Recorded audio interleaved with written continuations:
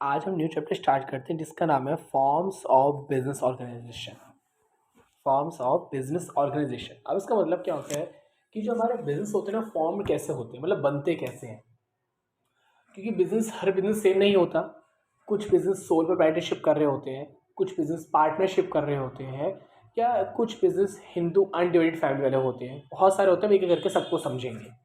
देखिए, इसमें हमारा पहला आता है सोल प्रोप्राइटरशिप।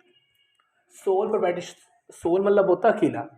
अगर जब एक कंपनी का सिंगल मालिक होता है उसको हम बोलते हैं सोल प्रोप्राइटरशिप।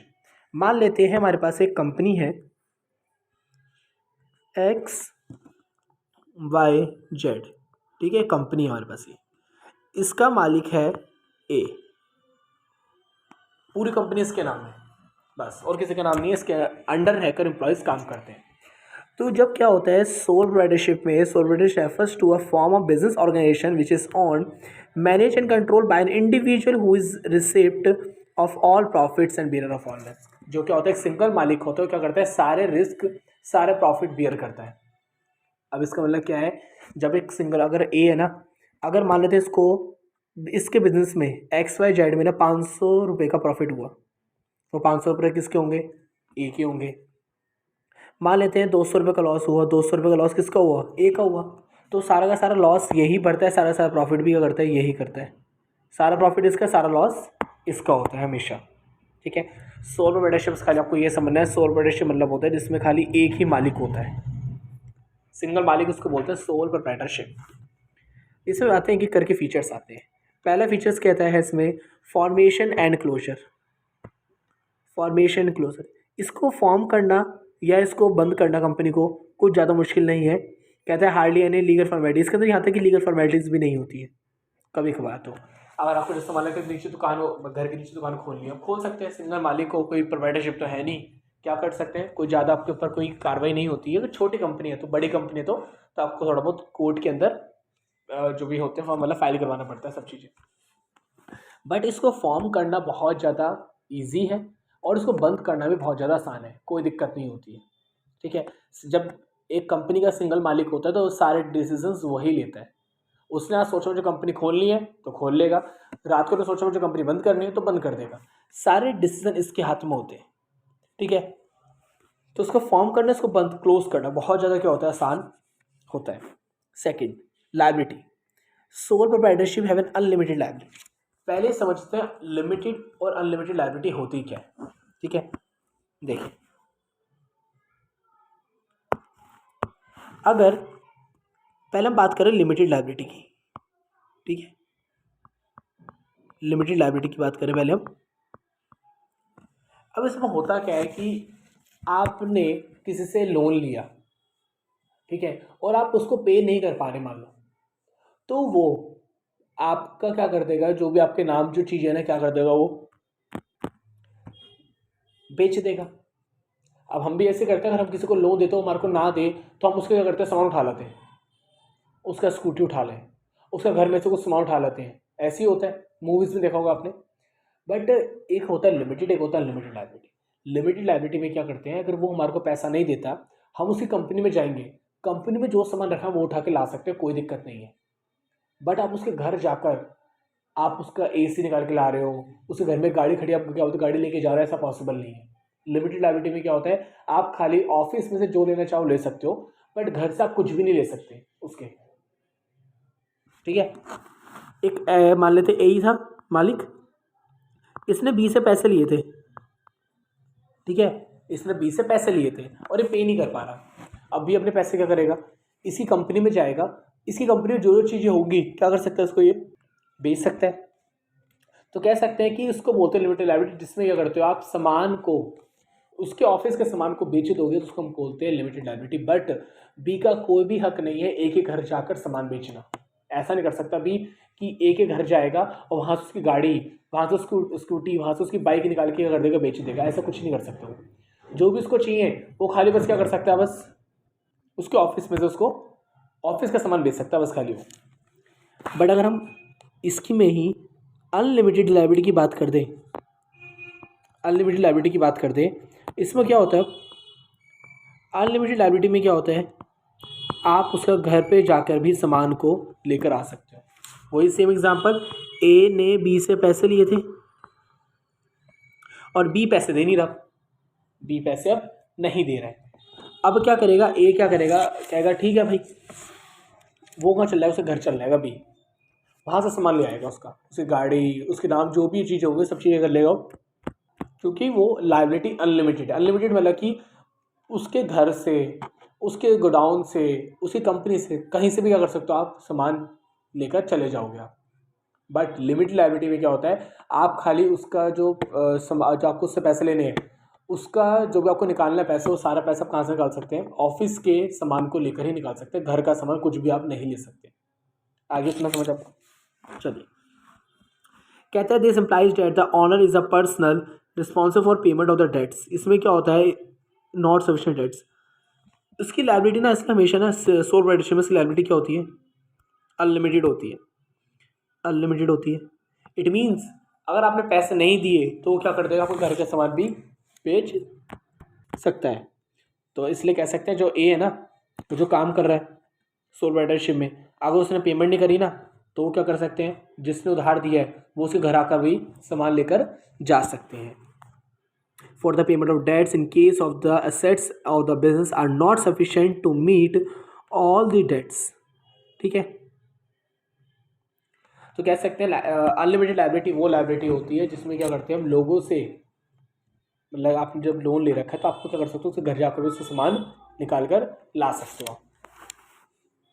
सोल रिस्क है, सारा रिस्क ए का, सारा लॉस ए का, तो कह सकते हैं यहाँ पर रिस्क क्या होता है, सोल होता है। सारा रिस्क किसका होता है, सोल का होता है।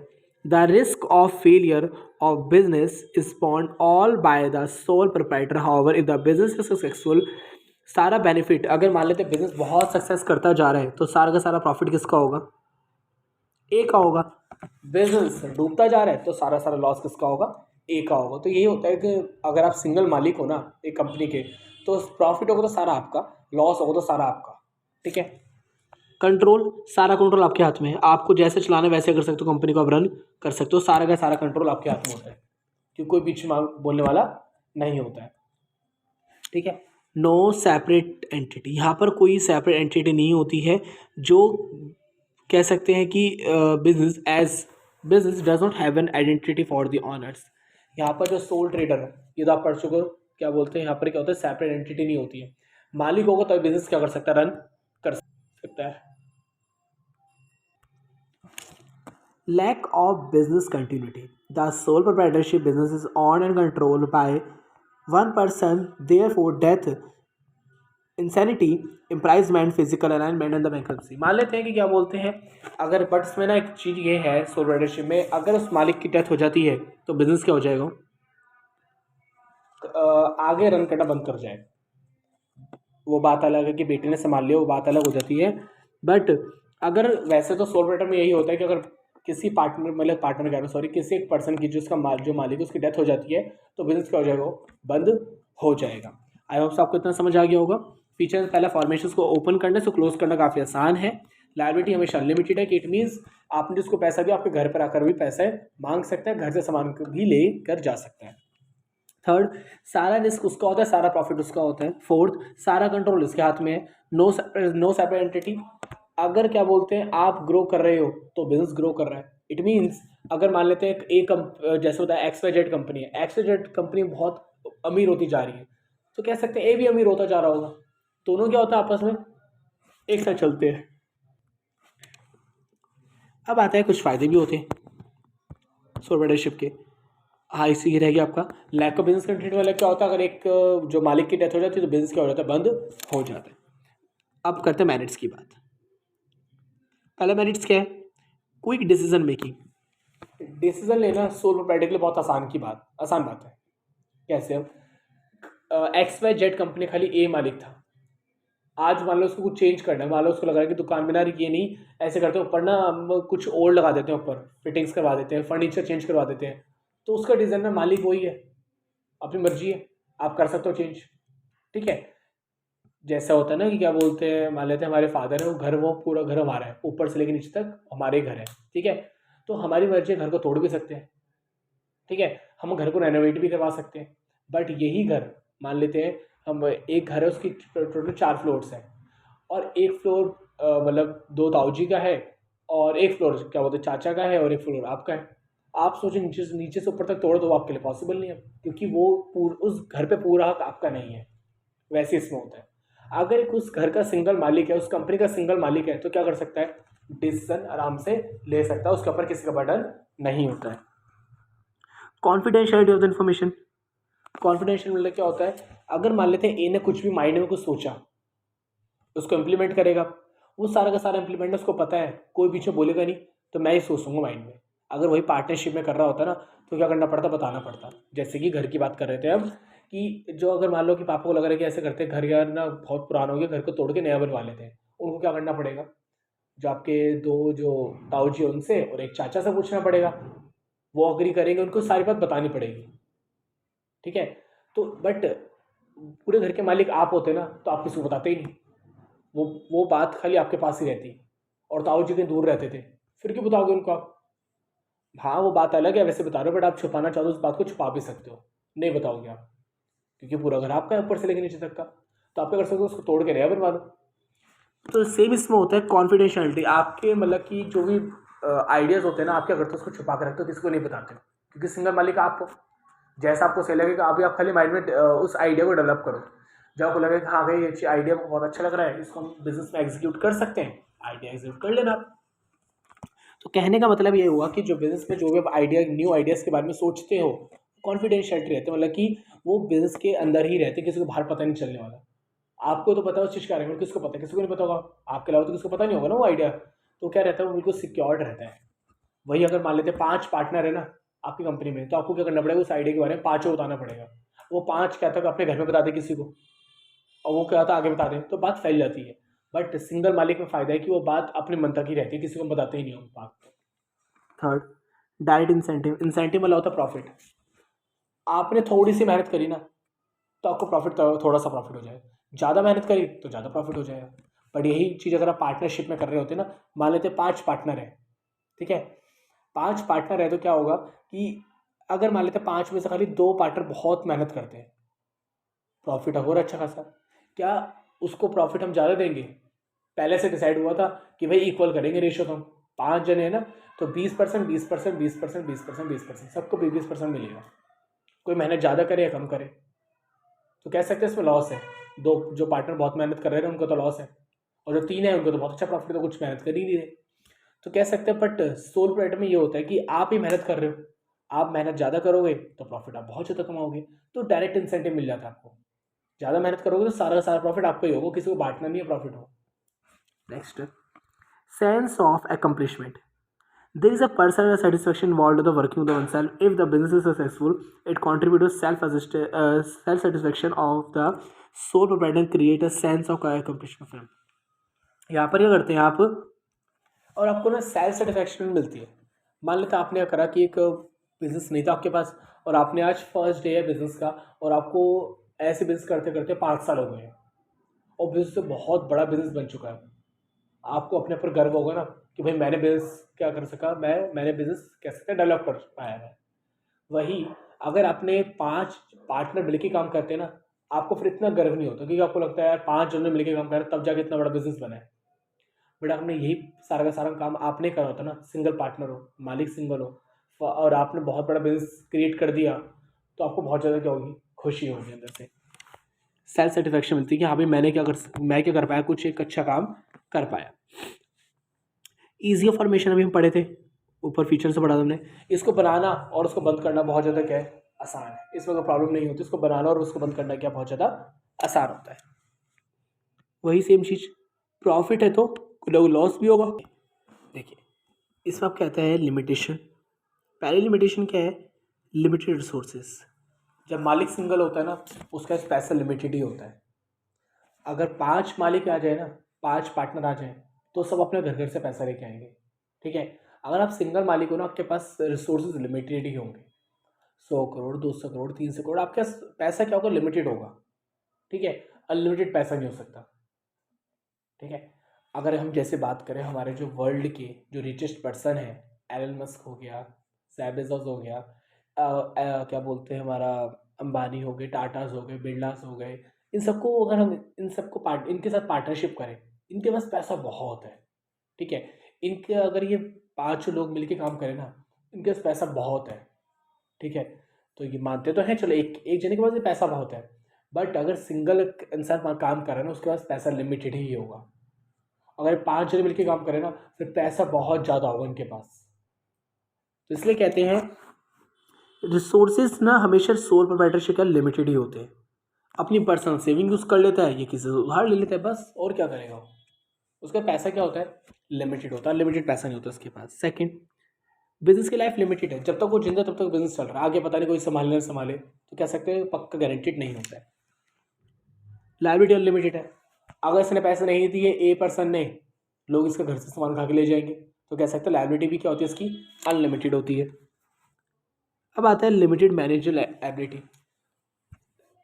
अगर सिंगल मालिक है ना, उस कंपनी को उसको मैनेज करना बहुत ज़्यादा थोड़ा क्या हो जाएगा, मुश्किल हो जाएगा।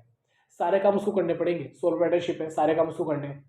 कब क्या दुकान में सामान आएगा, कब क्या आएगा, सब चीज़ें क्या है उसको डिसाइड करनी है। तो सारा काम एक इंसान कर नहीं सकता हर चीज़। तो कह सकते हैं हम वहाँ पर मैनेजर क्या होगा सही से, वहाँ पर कह सकते हैं मैनेजमेंट सही से वहाँ पर नहीं होगा आपका। तो इसलिए आपसे कहता है limited managerial ability, the owner has to assume the responsibility of word managerial task such as a purchasing, selling, financing etcetera. It is rare to find an individual who excels in all the cases. यहाँ पर क्या होता है कि वो क्या करता है, सब चीज़ों को मैनेज नहीं कर पाता, परचेजिंग को, सेलिंग को, फाइनेंसिंग को, हर चीज़ को क्या नहीं कर सकता, मैनेज वो नहीं कर सकता। आगे आपको इतना समझ, ये था हमारा सोल प्रोप्राइटरशिप, ठीक है। सोल प्रोप्राइटरशिप पहले हमने इसके पढ़ लिए फीचर्स में इसको फॉर्म करना आसान है, इसको बंद करना आसान है। सेकंड, लायबिलिटीज़ के, लायबिलिटी हमेशा क्या होती है, अनलिमिटेड, ठीक है। तो उसका लोग इसके घर से भी सामान उठाकर लेकर जा सकते हैं। सोल, सारा प्रॉफिट सारा लॉस इसका होता है, सारा कंट्रोल इसके हाथ में है। नो सेपरेट एंटिटी, ये और बिजनेस दोनों अलग अलग नहीं होते, साथ में चलना पड़ता है दोनों को। बिजनेस बहुत ग्रो कर रहा है तो मालिक भी ग्रो करेगा, और बिजनेस डाउन जा रहा है तो मालिक भी क्या हो जाएगा, गरीब होते जाएगा। Last, lack of business continuity, यहाँ पर बिजनेस लाइफ टाइम तक नहीं चल सकता, क्योंकि मालिक जब तक जिंदा है तभी तक चलेगा, उसके बाद पता नहीं कोई संभाले या ना संभाले। तो मानते यही चलते हैं कि बिजनेस उसके मरने के बाद क्या होता है, बिजनेस बंद हो जाता है।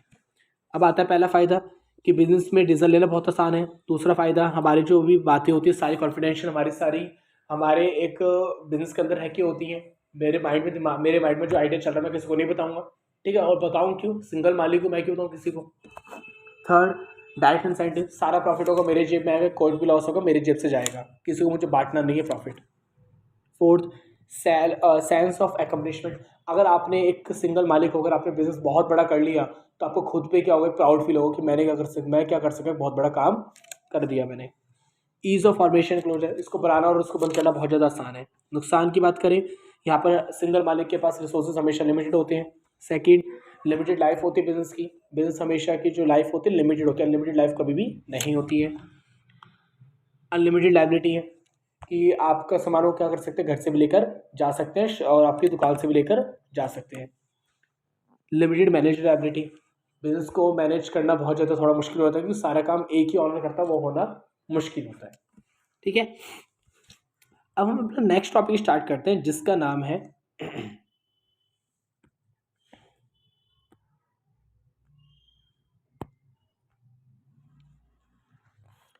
हिंदू अनडिवाइडेड फैमिली बिजनेस या ज्वाइंट हिंदू फैमिली बिजनेस। अब इसमें होता क्या है, joint Hindu family business refers to a form of organization wherein the business is owned and carried by the member of the Hindu undivided family। आपने देखा होगा फिर क्या होता है कि ना, एक घर होता है जिसमें सारा काम ना, मतलब कुछ वाइफ कर रही है, कुछ बच्चे कर रहे हैं, कुछ मम्मी कर रही है, कुछ पापा, सब लोग क्या करते हैं, वो एक काम तो एक ही कर रहे होते हैं और सब लोग मिलके काम कर रहे होते हैं, ठीक है। जैसे मान लेते खेती, ठीक है, आपको बताया किसान ज़्यादा, मतलब जैसे गांव में रहते हैं वहाँ पर ज़्यादा होता है। आपकी ज़मीन है किसान में, मतलब कि सॉरी गांव में आपकी ज़मीन है, आप क्या करते हो, कुछ टमाटर उगा रहे हो मान लो उस खेत पर, तो आप क्या करोगे, बाहर से किसी को हायर नहीं करोगे, अपने बच्चे हैं उनको लगा लोगे आप, ठीक है। जो मतलब एक वो है, वो क्या करेगा, अपने बच्चे लगा लेगा, वाइफ को भी ले आएगा, पापा भी लग जाएंगे, मम्मी भी लग जाएंगे, खुद भी लग जाएंगे। सारे लोग क्या करते हैं, मिलकर एक ही काम करेंगे, टमाटर उगाएंगे बस। उसको बोलते हैं हिंदू अनडिवाइडेड फैमिली। ऐसी बिजनेस जिसमें पूरी फैमिली लगी हुई होती है एक ही काम के अंदर, उसको बोलते हैं हिंदू अनडिवाइडेड फैमिली। कहते थे business is controlled by the head, but इसको संभालता कौन है, एक हेड, जिसको हम बोलते हैं, जो उसका कह सकते हैं उस घर का जो बड़ा पर्सन होता है उसको बोलते हैं हेड। वो क्या करते हैं, उसको संभालते हैं, उसको बोलते हैं कर्ता। उस बिजनेस के अंदर जो सबसे बड़ा होगा उसको हम क्या करेंगे, हेड बना लेंगे और उसका नाम रखेंगे हम कर्ता, उसको हम बोलते हैं कर्ता। जैसा आपको तो हमारे घर में होते हैं ना, हमारे फादर होते हैं, हर ज़्यादातर हर घर के जो कर्ता हो, मतलब कि जो हेड होते हैं फादर होते हैं, बड़े होते हैं एक तो। और दूसरी बात जो फाइनेंशियल जो सारा काम होता है, फादर ही क्या करते हैं, उसको मैनेज करते हैं। तो हमारे घर के जो सारे जो हेड होते हैं ना, कर्ता कौन होता है, हमारे फादर होते हैं। ठीक है। तो ऐसे ही बिजनेस में क्या होता है, एक कर्ता होता है जो थोड़ा सबसे बड़ा जो होता है उसको हम बोलते हैं कर्ता। ठीक है। उस बिजनेस में जो सबसे बड़ा होगा उसको हम बोलेंगे कर्ता। इसको मैंने एग्जाम्पल से समझते देखिए। एक ए पर्सन है, ठीक है। उसने क्या करा कि ना, गोलगप्पे की ना वो क्या बोलते हैं, मान लेते रेडी लगाता है। ठीक है। बहुत बड़े लेवल पे क्या करता है, गोलगप्पे की जो रेडी लगाता है रात को। दिन में करेगा वो, इसकी वाइफ, ठीक है, इसके बच्चे, ठीक है, इसके फादर, इसकी मदर, और ये खुद, 1 2 3 4 5, ये 5 मेंबर मिलके क्या करेंगे, गोलगप्पे। कुछ तो मान लेते हैं जो वाइफ है वो क्या करेगी, गोलगप्पे बनाएगी। बच्चा क्या करेगा, चटनी बना देगा। फादर क्या करेंगे, जो गोलगप्पे की जो डो बोलते हैं ना, जो हमारा क्या बोलते हैं वो होता है, क्या करेंगे उसको, वो चीज़ करेगा और क्या कह सकते हैं, गोलगप्पे बनाएंगे। ये क्या करेगा, रेडी को जो डेली साफ ऑफ करते हैं ना, डेली वो करेगा। और मदर क्या करेगी, गोलगप्पे को तलेगी। ठीक है। या बहुत सारे जो काम होते हैं, आलू बनाना, आलू उबालना, सारे काम कह सकते हैं, सारे लोग क्या करते हैं, मिलके काम करते हैं। उसको हम बोलते हैं हिंदू अनडिवाइडेड फैमिली। बट इसका हेड ये हो सकते हैं, ठीक है, या ये हो सकते हैं। वाइफ नहीं होती ज़्यादातर, बच्चे नहीं होते ज़्यादातर, मदर नहीं होती ज़्यादातर, कौन होते हैं, जो बिज़नेस को डेली डेली मैनेज कर रहा होता है, और या जो बड़े हैं फादर। ये दोनों क्या होंगे उसके बिज़नेस के कर्ता होंगे। ठीक है। All members have an equal ownership, सबके पास क्या होगी, इक्वल ऑनरशिप होगी। दे आर नो, इसको बोलते हैं को partners. All members have an equal ownership right over the property. But ये कह सकते हैं कर्ता तो एक है, चलो मान लिया हमने। बट ये जो सारे जो पीछे वाले मेंबर्स हैं ना सारे आपके, ये जो क्या बोलते हैं, वाइफ, बच्चे, मदर, फादर और वो खुद, जिस प्रॉपर्टी है उनके नाम की जो प्रॉपर्टी है, वो प्रॉपर्टी पांचों के नाम इक्वल ही होगी। ये नहीं कि क्या बोलते हैं किसी के पास ज़्यादा किसी के पास तो कम। सारी प्रॉपर्टी क्या होगी, सबके नाम होगी, इक्वल होगी। वाइफ के भी, बच्चों के भी, फादर के भी, मदर के भी, खुद के भी। वो 5 जने जो हैं वो प्रॉपर्टी 5 हिस्सों में बटेगी इक्वली बटेगी। कोई रेशो के उसमें नहीं होता, रेशो हमेशा इक्वल होती है, हमेशा इक्वली प्रॉपर्टी क्या होती है, डिस्ट्रीब्यूट वो करी जाती है। उसको हम बोलते हैं को पार्टनर्स। इसको अलग से मार्क कर देते हैं, ऐसे कर देते हैं।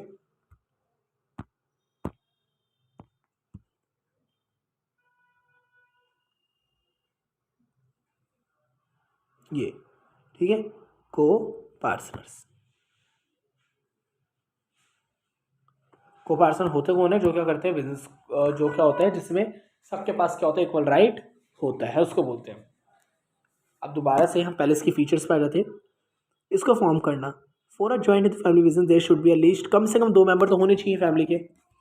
एंड द एंकेशनल प्रॉपर्टी, और वो प्रॉपर्टी ऐसी होनी चाहिए जो दादा परदादा की प्रॉपर्टी है। ठीक है। वो प्रॉपर्टी ऐसी होनी चाहिए जो क्या हो, दादा परदादा की प्रॉपर्टी हो, वहाँ पर रह के काम करिए आप। It is govern by the Hindu succession act, इसको एक्ट इस, बट ये नहीं है कि ये भी इलीगल है, ये भी लीगल है। इसके भी क्या होता है, पूरे पेपर्स बनवाए जाते हैं, कोर्ट में जाके पूरे पेपर्स बनवाए जाते हैं। ये इसके ऊपर भी एक एक्ट है जिसका नाम है हिंदू सक्सेशन एक्ट 1956। ठीक है।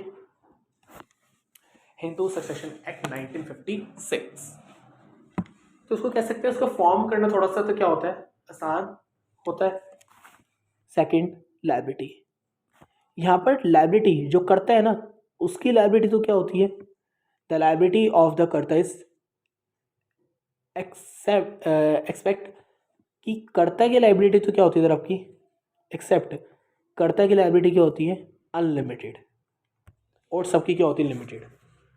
ठीक है, बस खाली कर्ता ही है जिसकी लायबिलिटी क्या होती है, अनलिमिटेड, और जो बच्चे हो गए, वाइफ हो गए, फादर मदर, उन सबकी लायबिलिटी होगी लिमिटेड, बट जो करता है उसकी लायबिलिटी क्या होगी, अनलिमिटेड। इट मीन्स हमारा जो केस हमने ऊपर एग्जांपल लिया था उसमें एक ही लायबिलिटी क्या होगी, अनलिमिटेड लायबिलिटी होगी, और जो बच्चे 4 मेंबर है उनकी लायबिलिटी क्या होगी, लिमिटेड, और कर्ता की लायबिलिटी अनलिमिटेड होती है। कंट्रोल, सारा कंट्रोल किसके हाथ में होगा, कर्ता के हाथ में होगा। कंटिन्यूटी, यहाँ बिजनेस भी क्या होता है, आगे आगे कंटिन्यू होता रहता है। मान लेते हैं एक ही डेथ हो गई, अब अब इसका कर्ता कौन बनेगा, अब जो 4 मेंबर्स, जो बड़ा बच्चा होगा वो कर्ता बन जाएगा। ठीक है, तो बिजनेस क्या हो सकता है, कंटिन्यू हो सकता है, सोल प्रोप्राइटरशिप नहीं हो सकता क्योंकि उसका मालिक सिंगल था। इसमें तो क्या है, 5 मेंबर को पता काम कैसे करना है, एक की डेथ होगी, 4 मेंबर क्या कर लेंगे, उस बिजनेस को रन कर लेंगे। माइनर मेंबर, यहाँ पर क्या होता है कि द इंक्लूजन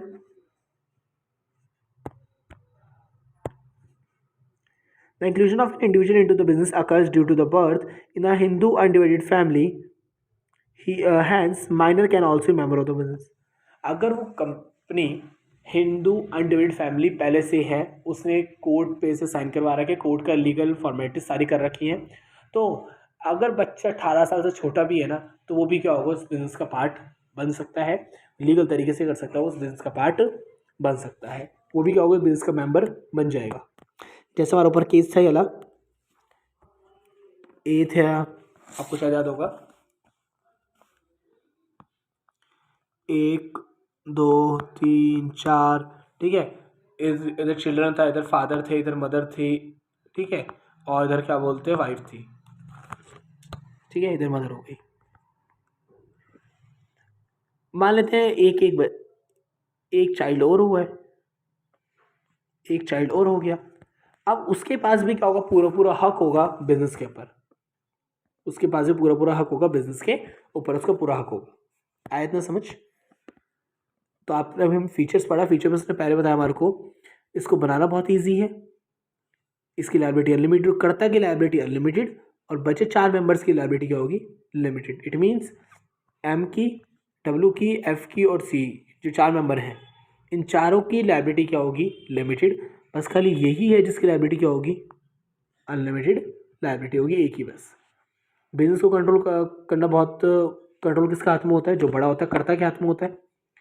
बिजनेस आगे कंटिन्यू करता रहता है, इस अगर एक ही डेथ हो जाती है, इसमें से एक ही डेथ के बाद इन चारों में से जो बड़ा होगा वो क्या बन जाएगा, कर्ता बन जाएगा।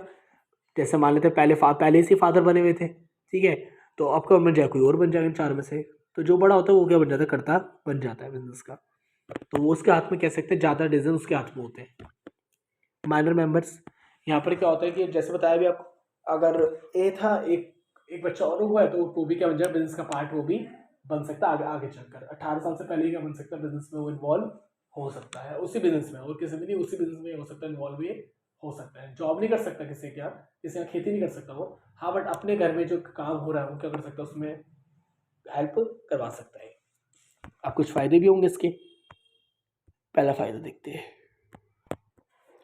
कहता है इफेक्टिव कंट्रोल, सारा कंट्रोल ज़्यादातर किसके हाथ में होता है, कर्ता के हाथ में। कहता है एब्सोल्यूट डिसीजन पावर किसके हाथ में, ज़्यादातर करते, वैसे करते सब पावर सबके पास होती है, पर थोड़ी ज़्यादा पावर किसके पास होती है, जो घर में पावर सबके पास होती है, पर ज़्यादातर चलती किसकी है, पापा की चलती है। वही चीज़ आपसे कह रहा है, जो डिसीजन होता है ना वो कर्ता का होता है, इससे क्या होता है, कोई लड़ाई के चांसेस ही नहीं है। ये नहीं बोलेगा मैं बीच बोलूँगा, क्या बोलते हैं, वाइफ कहेगी मैं बीच बोलूँगा, पापा कहेंगे मैं बीच बोलूँगा, कोई बीच नहीं बोलेगा। जो उसका करता था ना, ये इसका जो है ना, ये इसका जो मतलब ये इसकी चलेगी ना, इसकी चलेगी ना, इसकी ना, इसकी ना, इसकी, ये खाली आइडिया दे सकते हैं एक को बस, ठीक है। तो कह सकते हैं यहाँ पर क्या है, इफेक्टिव कंट्रोल, कोई किसी के बीच में नहीं बोलता है। Second, continued business existence, business क्या होता रहेगा। दूसरा प्रॉफिट आपका ये भी है ना, after the death of the कर्ता की अगर डेथ हो जाती है तो बिजनेस बंद नहीं होगा, बिजनेस आगे क्या होगा, दूसरा कोई इसको संभाल लेगा, 4 मेंबर बैठे हैं वो संभाल लेंगे। अब उसमें से क्या होगा, न्यू कर्ता बनेगा कोई, फिर अब एक लिमिटेड लाइबिलिटी मेंबर, यहाँ पर सबकी लाइबिलिटी लिमिटेड है, बस खाली करता है जिसकी अनलिमिटेड है, तो सबके तो लिमिटेड है ना, तो हम उसको एडवांटेज में डाल देंगे, वो प्रॉफिट है उनका। तो कह सकते हैं वाइफ, चिल्ड्रन, फादर, मदर, इन चारों क्या है, उनकी लाइबिलिटी क्या है, लिमिटेड है। Increase loyalty in corporation, since the business run by the member of the family, इस बिजनेस को रन कौन करता है, फैमिली मेंबर करते हैं, सब मिलकर क्या करते हैं, काम करते हैं। चलिए अब हम स्टार्ट करते हैं लिमिटेशन। आई थिंक हमारा ये रह गया second. Increase royalty and the corporation, जब होता है जब ये बिजनेस ना, मान लो कि ये बिजनेस अभी से नहीं 200 साल, मतलब कि हमारे जो पूर्वज से, जो बिजनेस हमारे पूर्वज से चलता आ रहा है, तो हमारी कंपनी की रॉयल्टी बन जाती है कि हाँ भाई, तो देखिए, तो इस क्या बोलते हैं, चौहान का बिजनेस है भाई, ये तो क्या बोलते हैं, चौहान का बिजनेस है, ये तो इसका बिजनेस है। हम क्या करते हैं, हमारा बिजनेस बहुत जब पुराना हो जाता है ना बिजनेस, मतलब बहुत, तो हमारे दादा परदादा टाइम का होता है ना, तो हमारा बिजनेस में थोड़ी रॉयल्टी बन जाती है, बिजनेस की वैल्यू बन जाती है। ठीक है, कि तो भाई हमारे चौहान का बिजनेस है, ये तो उसका बिजनेस है। ठीक है, जैसा अंबानी है, अपने बिजनेस धीरे धीरे आगे जो आगे जाएगा ना, नाम बन चुका है। अभी जो अंबानी के जो बच्चे हैं ना, उनको थोड़ा काम करना आसान हो गया, क्यों, क्योंकि अंबानी ने एक रॉयल्टी बना दी अपनी कंपनी की, अंबानीज। ठीक है, तो उसने नाम बना दिया। नाम बनाने से क्या होता है, आगे बिजनेस करना बहुत आसान होता है, क्योंकि आपको बिजनेस करने के लिए पहले तो आपको नाम ही बनाना पड़ता है, अपना बिजनेस, मतलब मार्केट में पहले नाम, अपना अपना आपको स्टैंड करना पड़ता है मार्केट के अंदर। अब वो चीज़ उनके बच्चों को करनी ही नहीं है, अंबानी के बच्चों को, उनको तो करना बस आपको बिजनेस में ध्यान देना बस खाली, क्योंकि नाम तो बन चुका ऑलरेडी। तो कह सकते हैं कंपनी की रॉयल्टी भी बढ़ जाती है हिंदू वाले बिजनेस में। लिमिटेशन, नुकसान क्या होता है, लिमिटेड रिसोर्सेज, रिसोर्सेज पहले भी लिमिटेड, तब भी लिमिटेड ही है। अब खुद सोचे, सोल प्रोप्राइटरशिप था तो घर उसका ही, पर बिजनेस करने खाली एक जना जा रहा था, तब भी उतना ही पैसा था। अब बिजनेस करने घर के सारे जने जा रहे हैं, है तो पैसा लिमिटेड ही ना, है तो पैसा लिमिटेड ही। तो कह सकते हैं यहाँ पर रिसोर्सेज क्या होता है, लिमिटेड होता है, पैसा तो उनके पास लिमिट होता है। पहले ही पैसा अपने घर से जा रहा था, अभी भी पैसा अपने घर से ही जा रहा है। ठीक है, कोई दूसरा पार्टनर तो नहीं आया ना, जो हमारे जो दूसरे घर से बिलोंग करता है, वो तो ऐसा हुआ नहीं, पैसा भी अपने घर से ही जा रहा है। तो इधर हमारे पास रिसोर्सेज क्या होते हैं, कम होते हैं। अनलिमिटेड लाइबिलिटी तो करता, एक नुकसान ये है जो करता उसकी लाइबिलिटी की अनलिमिटेड। अब घर से सामान अगर आपने पैसे नहीं दिए, घर से सामान लेके चल जाएंगे, अब जो सामान जाएगा, ठीक है, तो यहाँ पर क्या होता है, जो करता होता है उसकी लाइबिलिटी क्या होती है, अनलिमिटेड। अगर मान लेते करता ने, ए जो हमारा ए पर्सन है, उसने पैसे नहीं दिए, किसी था उसने उसके पैसे नहीं दिए, अब वो ए के घर पे आएंगे, सामान लेके चले जाएंगे, क्या वो सामान डब्लू का भी था, ऑब्वियस है। तो कह सकते हैं नुकसान तो सबका ही हुआ ना, घर से सामान लेके गए तो नुकसान तो सबका ही हुआ, खाली एक का तो नुकसान हुआ नहीं। ठीक है, तो यहाँ क्या होती है, अनलिमिटेड, नुकसान तो सबका ही होगा, एक का तो नुकसान होगा नहीं। अब घर से सामान लेके जा रहे हैं वो, तो सामान तो इनका भी था, वो एम का भी था, एफ का भी था, सी का भी था, डब्लू का भी था। ठीक है, तो पैसा तो सबको ही लगा था ना उसके अंदर, एक को तो पैसा लगा नहीं था उसके अंदर।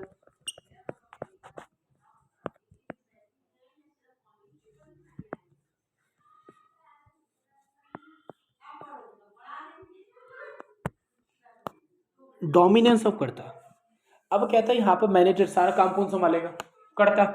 अगर करता ने कुछ गलत डिसीजन ले लिया तो नुकसान सबका ही होता है इसके अंदर।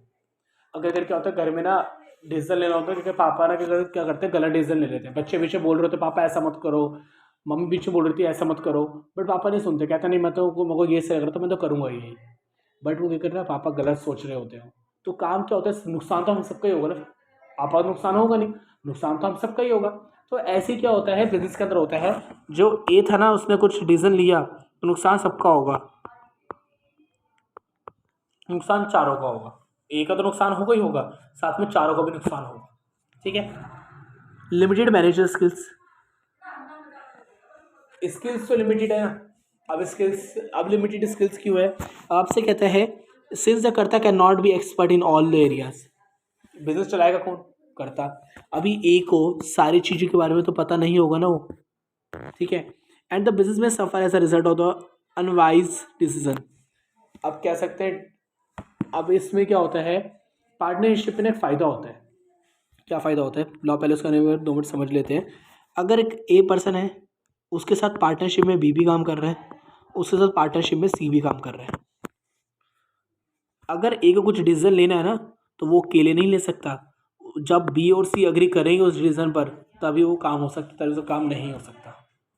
बट इसमें तो क्या हो रहा है, ए ने जो सोचा वही काम होगा, कर्ता ने सोचा वही होगा। अब तो ये कह सकते हैं कि इधर तो नुकसान भी हो सकता है। क्यों? क्योंकि ए के पास हर चीज़ की नॉलेज नहीं है। क्या पता इसमें भी ए ने कुछ सोचा बट बी और सी को वो बात गलत लग रही हो, तो उसको क्या कर देंगे, कैंसिल कर दो, उस बात पे वो अग्री करेंगे ही नहीं वो। ठीक है, नेक्स्ट आपका आता है, इतना आगे समझ आपको। हमने सोल पार्टनरशिप पढ़ लिया, ठीक है, और हमने पढ़ लिया एक हिंदू वाला पढ़ लिया, ठीक है, 2 हमने पढ़ लिया। अब हमारा नेक्स्ट आ जाता है पार्टनरशिप। अब कहता है पार्टनरशिप होती क्या है, देखिए, व्हेन द 2 और मोर पर्सन ज्वाइन हैंड, जब 2 या 2 से ज़्यादा जने जब हाथ मिलाते हैं बिजनेस करने के लिए, हैंड शेक करते हैं,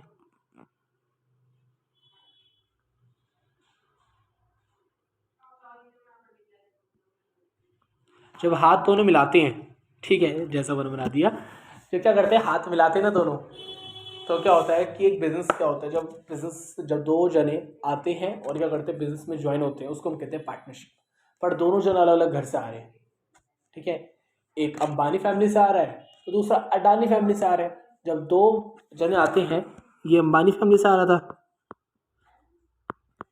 और ये अडानी फैमिली से आ रहा है, और दोनों क्या कर रहे हैं, बिजनेस करने जा रहे हैं, उसको हम बोलते हैं पार्टनरशिप बिजनेस।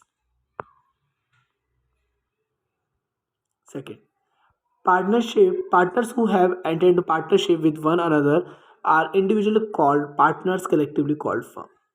जब एक और जब प्लस बी आया और जब प्लस सी आया, तीनों इनको बोलेंगे पार्टनर, और ये क्या बनाते हैं, फर्म बनाते हैं। क्या बनाते हैं कि फर्म। फर्म का मतलब क्या होता है, बहुत सारे पार्टनर जब आपस में जुड़ जाते हैं और एक कंपनी क्रिएट करते हैं, उसको हम बोलते हैं फर्म। आया समझ?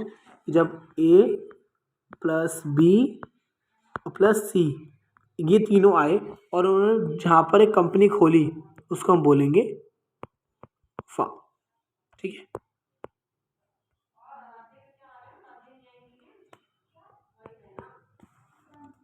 चलिए नेक्स्ट आता है। अब कहते हैं इसके फीचर्स क्या है। Formation, the partnership form of business organisation govern by the Indian partnership act. इसको बनाने के लिए क्या करना पड़ता है, पूरी फॉर्मल लीगल फॉर्मेलिटीज़ को कंप्लीट करना पड़ता है। इसके अलावा पूरा एक एक्ट बनाया गया है, जो इंडियन पार्टनरशिप एक्ट 1932 के अंडर क्या होता है, यहाँ पर सारे काम करे जाते हैं। इसमें क्या होता है, अगर आपको पार्टनरशिप करनी है तो वहाँ पर क्या करना पड़ेगा, कोर्ट में जाकर आपको सारे फॉर्मेलिटीज़, लीगल फॉर्मेलिटीज़ कंप्लीट करनी पड़ेगी। Partnership is the result of an agreement between the two और मोर पर्सन। पार्टनरशिप होती क्या है, जब 2 या 2 से ज़्यादा पर्सन के बीच में क्या होता है, एग्रीमेंट बन जाता है। एग्रीमेंट इट मीन्स कि भाई जो भी प्रॉफिट होगा 3:2:1 में बटेगा।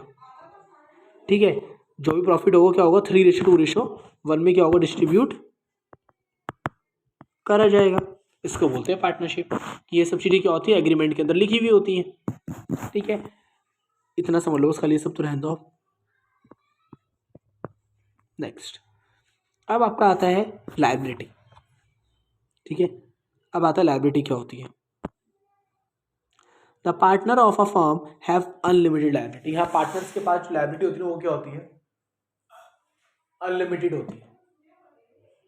ठीक है, पार्टनर्स की लायबिलिटी क्या होती है यहाँ पर, अनलिमिटेड या लिमिटेड। उनकी जो चॉइस होगी, पहली चॉइस होगी इनकी, पर्सनल असेट्स इनके घर से लेकर वो जा सकते हैं। ठीक है, या पार्टनर की मर्जी है, पार्टनर चाहे तो कौन सी लायबिलिटी पे चूज़ कर सकता है, वो लिमिटेड भी चूज़ कर सकता है। पार्टनर चाहे तो क्या कर सकता है, लिमिटेड लायबिलिटी क्या कर सकता है, चूज़ वो कर सकता है। इसका मतलब कह सकते हैं यहाँ पार्टनर के पास चॉइसेस होती है, लिमिटेड पार्टनरशिप करनी है या अनलिमिटेड। लिमिटेड करेगा तो क्या होगा, कुछ अगर पैसे नहीं दिए किसी को तो वो आएंगे हमारे फॉर्म में सामान लेकर चले जाएंगे। अनलिमिटेड चूज़ करिए तो वो आएंगे, हम सब पार्टनर के घर से भी जाकर क्या कर सकते हैं, सामान वो ला सकते हैं। चलिए, कहते हैं रिस्क बियरिंग। अब इसमें थोड़ा सा ये प्रॉफिट भी हो गया अगर लॉस भी हो गया। पहले क्या हो रहा था कि जब ए था ना, जब ए था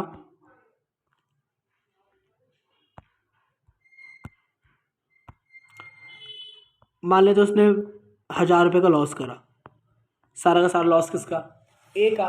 बट अब ऐसा नहीं होगा, अब लॉस भी क्या हो जाएगा, डिस्ट्रीब्यूट हो जाएगा। मान लेते हैं 600, 300 और 100। अब ए को बस खाली कितने पैसे देने हैं, 600 देने हैं। बी को कितना लॉस बेयर करना है, 300 का।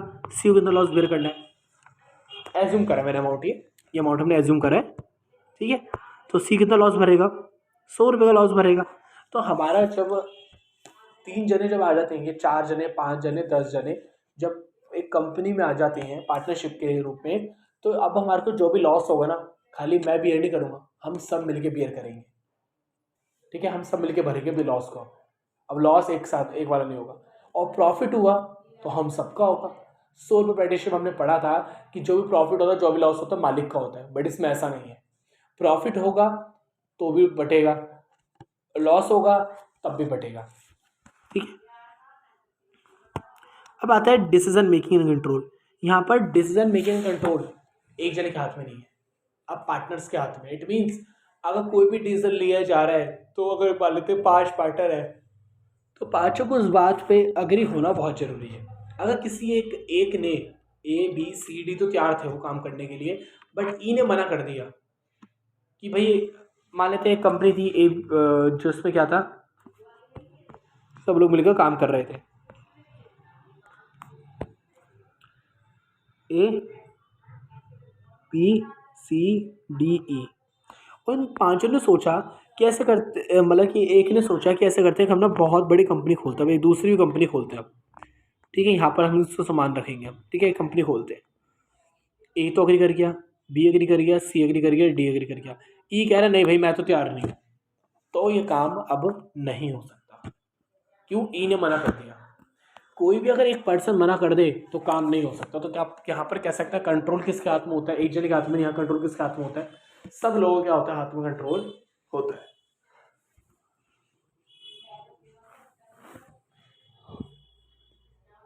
कंटिन्यूटी कहते हैं कि क्या होता है पार्टनरशिप में, क्या होता है, partnership is characterised by lack of continuity of the business since the death, retirement, insolvency, insanity of any partner can bringing to end the business.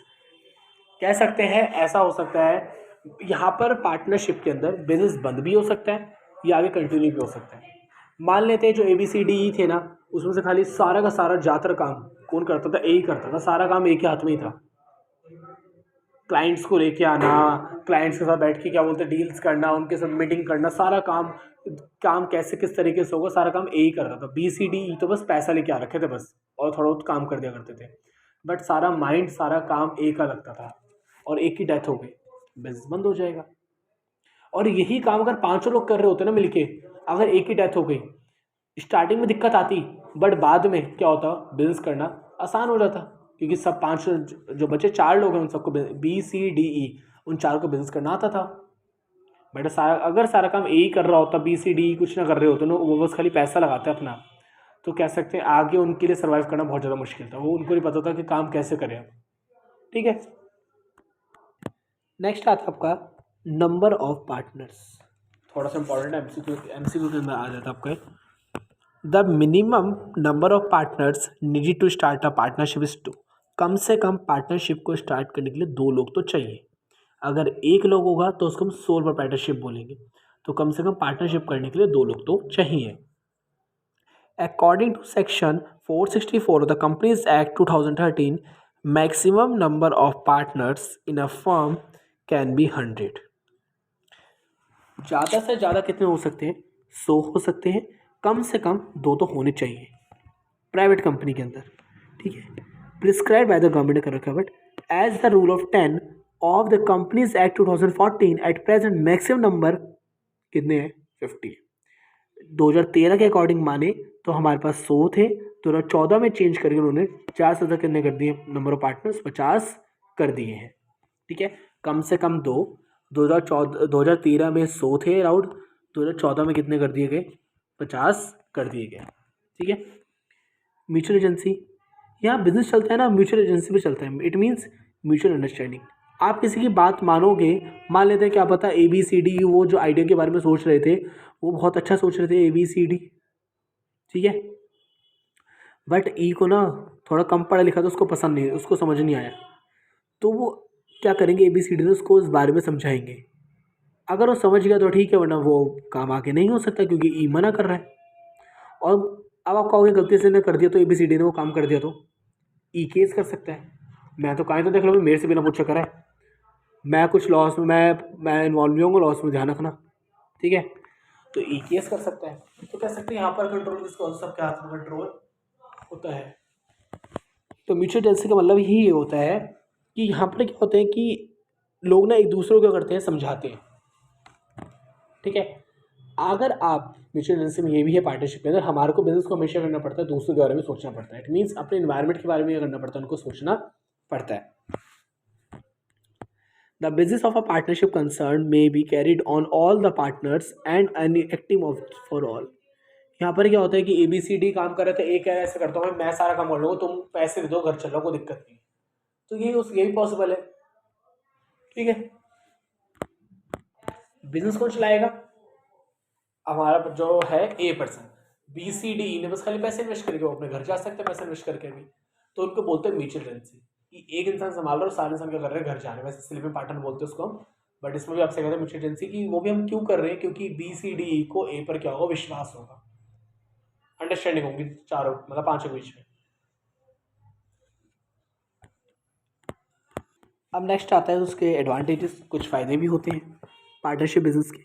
पहला फ़ायदा, इसको फॉर्म करना, क्लोज करना आसान है। ठीक है। अगर सारे पार्टनर अग्री करते हैं तो उसको बनाना बहुत आसान है।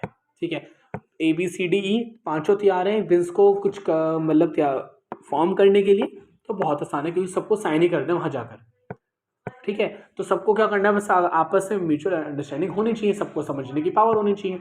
अगर है तो आप बिजनेस बड़ा आसानी से बंद भी कर सकते हैं। पाँच को लगता है बिजनेस अब हमारे को क्या मतलब कह सकते हैं बंद कर देना चाहिए, बंद करना आसान है। पाँचों को लगता है हमारे को नया बिजनेस खोलना चाहिए, तो उसको भी खोलना आसान है। बट पाँचों को, चार को लगता है, एक को नहीं लगता, फिर उसको कह सकते हैं दिक्कत हो जाएगी। अदरवाइज अगर पाँचों को लगता है तो बिजनेस को ओपन करना, बिजनेस क्लोज करना बहुत ज़्यादा आसान है।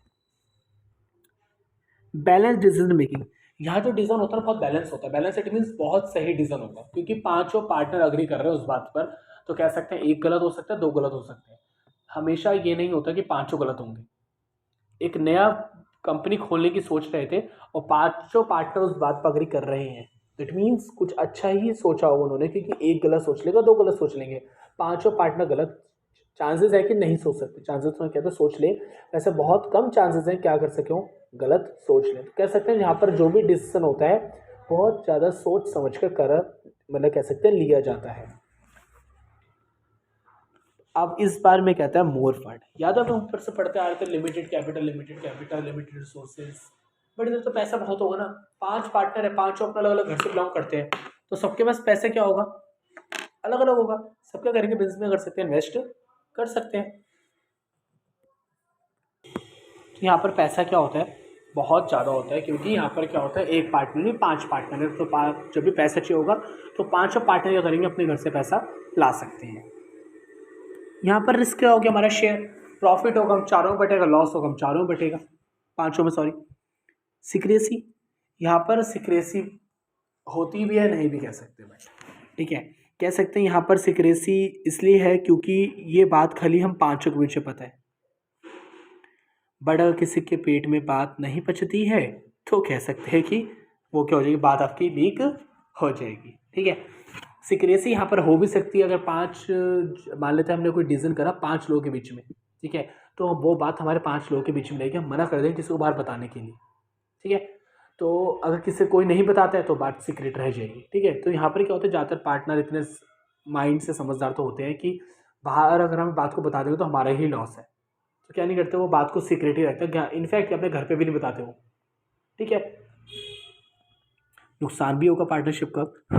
पहला नुकसान, लाइबिलिटी कभी करके हो जाती है अनलिमिटेड। अगर लाइबिलिटी अनलिमिटेड हो गई, इट मीन्स आपके घर से सामान लेकर वो जा सकते हैं, वो चीज़ सही नहीं होती। Second, Limited resources, there is restrictions on the number of the partners, and hence contribution in terms of capital investment is usually not sufficient to the large scale business operation. कभी कभार तो कह रहा है कि 5 लोग होने के बाद भी पैसा कम पड़ जाता है, ठीक है।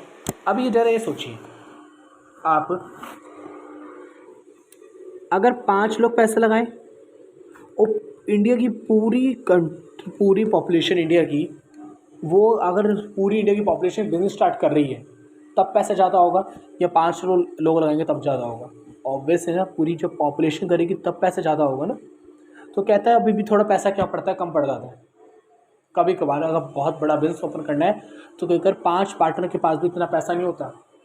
कभी कभार ऐसा होता है कि 5 पार्टनर के पास भी इतना पैसा नहीं होता है। तो कह सकते हैं हमारी ये लिमिटेशन भी है, और प्रॉफिट भी क्या करता है, हमारा क्या फंड भी ज़्यादा होता है। क्या करता है, ऐसा होता है छोटा बिजनेस ओपन करना है, 5 रुपये बहुत पैसा है उस बिजनेस को ओपन करने के लिए, तो मोर फंड भी हो सकता है, कम फंड भी हो सकता है, ठीक है। नेक्स्ट आपसे कहता है पॉसिबिलिटी ऑफ कन्फ्लिक्ट, लड़ाइयाँ होने के ज़्यादा चांसेस हैं।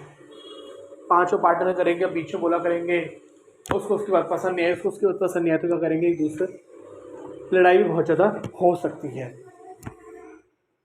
लैक ऑफ कंटिन्यूटी बताया, मान लेते सारा काम एक ही करना आता है और एक ही डेथ हो गई, अब बिजनेस क्या हो जाएगा, बंद हो जाएगा। अगर यही काम 5 करना आता तो बिजनेस बंद नहीं होता। तो कह सकते हैं यहाँ पर क्या होता है, लैक ऑफ कंटिन्यूटी, शायद बिजनेस बंद भी हो सकता है, क्योंकि ए को ही सारा काम करना आता है, बी सी डी को कुछ नहीं आता काम करना, खाली पैसा लगाते हैं। एक ही डेथ होने के बाद बिजनेस क्या हो जाएगा, बंद हो जाएगा। पब्लिक कॉन्फिडेंस, कि चाहे छोड़ दो, आप ऐसे करो, इनफ हो तो नहीं कर लो, ठीक है। इतना समझ आ गया। अब आप क्या आते हैं कि करके how many types of partners, जिसमें आपका पहला आता है एक्टिव पार्टनर। एक्टिव पार्टनर वो पार्टनर होता है जो डेली फर्म के अंदर आता है, डेली फर्म के अंदर काम को परफॉर्म करता है, उसको बोलते हैं एक्टिव पार्टनर, ठीक है। एक होता है स्लीपिंग पार्टनर या डॉर्मेंट पार्टनर। स्लीपिंग पार्टनर वो पार्टनर होता है जो कंपनी के अंदर आता तो है कुछ, बट क्या नहीं करता, काम नहीं करता, कंपनी के अंदर डेली भी नहीं आता, बस खाली क्या करता है, पैसा लगा देता है और 5-6 महीने में आ गया, वरना साल 2 साल में एक बार आता है प्रॉफिट लेने के लिए, वो भी कंपनी थोड़ा बहुत देखने के लिए कहीं कंपनी सही चल रही नहीं चल रही, उसको बोलते हैं स्लीपिंग पार्टनर। ये डिसीजन में ज़्यादा इन्वॉल्व, बड़े डिसीजन में इन्वॉल्व होता है, छोटे डिसीजन में इन्वॉल्व भी नहीं होता, ठीक है। कोई बड़ा डिसीजन लेने के, भाई बहुत बड़ी कंपनी खोलने जा रहे हैं, फिर तो एक को उससे पूछना पड़ेगा, वैसे बातें तो सारी पूछनी पड़ती हैं, सच मतलब 5 पार्टनर से। बट स्लीपिंग पार्टनर वो पार्टनर होता है जो खाली पैसा लगाता है, काम नहीं करता, घर जाके सो जाता है, या अपना और कुछ काम करता है, बस खाली इस कंपनी में पैसा लगा देगा बस। बहुत सारे हमारे इंडिया में बहुत सारे स्लीपिंग पार्टनर्स होते हैं। तो स्लीपिंग पार्टनर मतलब क्या होता है कि एक मतलब सारे BCDE खाली पैसा लगाएंगे और कुछ काम नहीं करेंगे, घर जाके सो जाएंगे, और कभी कभार आया करेंगे वो फर्म के अंदर 3-4 महीने में एक बार। बट एक्टिव पार्टनर जो क्या करता है, डेली काम करता है, जैसे कि ए हो गया। सीक्रेट पार्टनर, ऐसा पार्टनर तो है, a secret partner is one whose association with the firm is unknown to the general public. Partner है बट किसी को पता नहीं है, जनरल पब्लिक को नहीं पता। इट मीन्स आपको तो कंपनी को पैसा देने वाले बहुत सारे लोग हैं, ठीक है, पार्टनर बन जाते हैं। शेयर, अगर आप शेयर मार्केट से अगर आप किसी कंपनी के शेयर्स लेते हो ना, तो आप उस कंपनी के क्या बन चुके हो, मालिक बन चुके हो।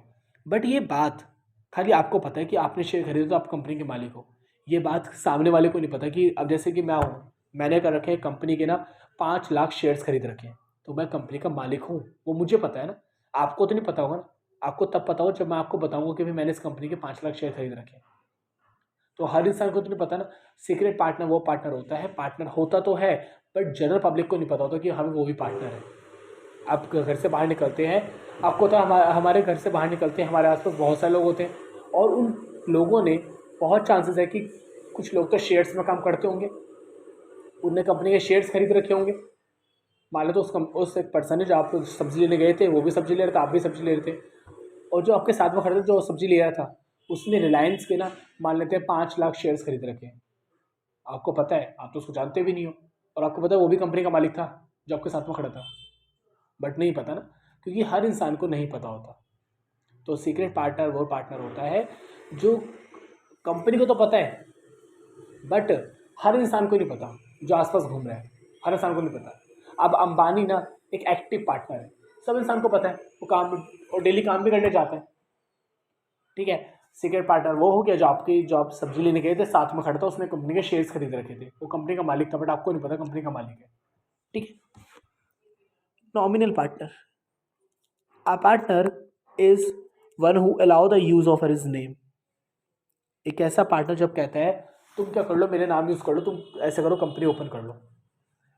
आपने ऐसे गर्ग स्वीट तो सुनी होगी, अग्रवाल स्वीट्स, अगर स्वीट, जैसे कि उसमें क्या होता है कि अब आपको होता है, जैसे कि मान लेते हैं इधर खुली हुई गर्ग स्वीट, इधर भी खुल सकती है, बट पहले इसको क्या करनी पड़ेगी, इससे परमिशन लेनी पड़ेगी कि मैं क्या कर लूँ, एक गर्ग स्वीट ओपन कर सकता हूँ या नहीं कर सकता।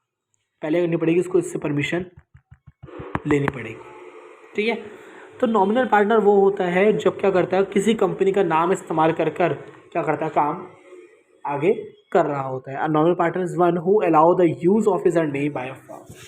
फर्म ने कह दिया हाँ भाई, ए जो ए पर्सन तुम्हारा पार्टनर था, ए बी सी डी ने कह दिया ऐसे करते हैं, एफ को भी ले आते हैं पार्टनर में, और हमारी कंपनी का नाम था एक्स वाई जेड, याद होगा हमने एक्स वाई जेड कंपनी का नाम लिया था, और कंपनी मान लेते बहुत फेमस है। अब A B C D E सोचेंगे, ऐसे करते हैं एफ पार्टनर को भी ले आते हैं, और इसकी दुकान यहाँ नहीं खुलवाएंगे, इसकी दुकान हम कहीं और खुलवाएंगे दूर। अब पार्टनर तो है ना, एक्स वाई जेड कंपनी के नाम से एफ पार्टनर खुद नहीं खोल सकता जब तक पांचों पार्टनर उसको कहेंगे नहीं खोलने के लिए, ठीक है। तो क्या करना पड़ता है कि नॉमिनल पार्टनर वो होता है जब क्या करता है, किसी कंपनी का नाम यूज कर क्या करता है, प्रोडक्ट को वो सोल्ड कर रहा होता है। पार्टनर बाय एस्टॉपल, ये छोड़ दो, चाहे अपने आते भी नहीं है, इतने इंपॉर्टेंट नहीं है, छोड़ दो। तो जाता ना, ये आपका एक्टिव, स्लीपिंग, सीक्रेट और नॉमिनल, चार पार्टनर काफ़ी इंपॉर्टेंट है, बस इतना पढ़ लो आप। ये सब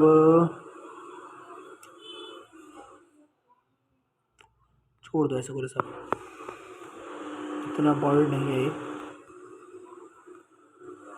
यहाँ पर आता है आपको थोड़ा सा नहीं, कहते हैं टाइप्स ऑफ पार्टनरशिप। पहले आता है on the base of duration, partnership at will और particular partnership. Partnership at will और उस दोनों का डिफरेंस क्या है? Partnership formed at will of the partner is called the partnership at will, ठीक है।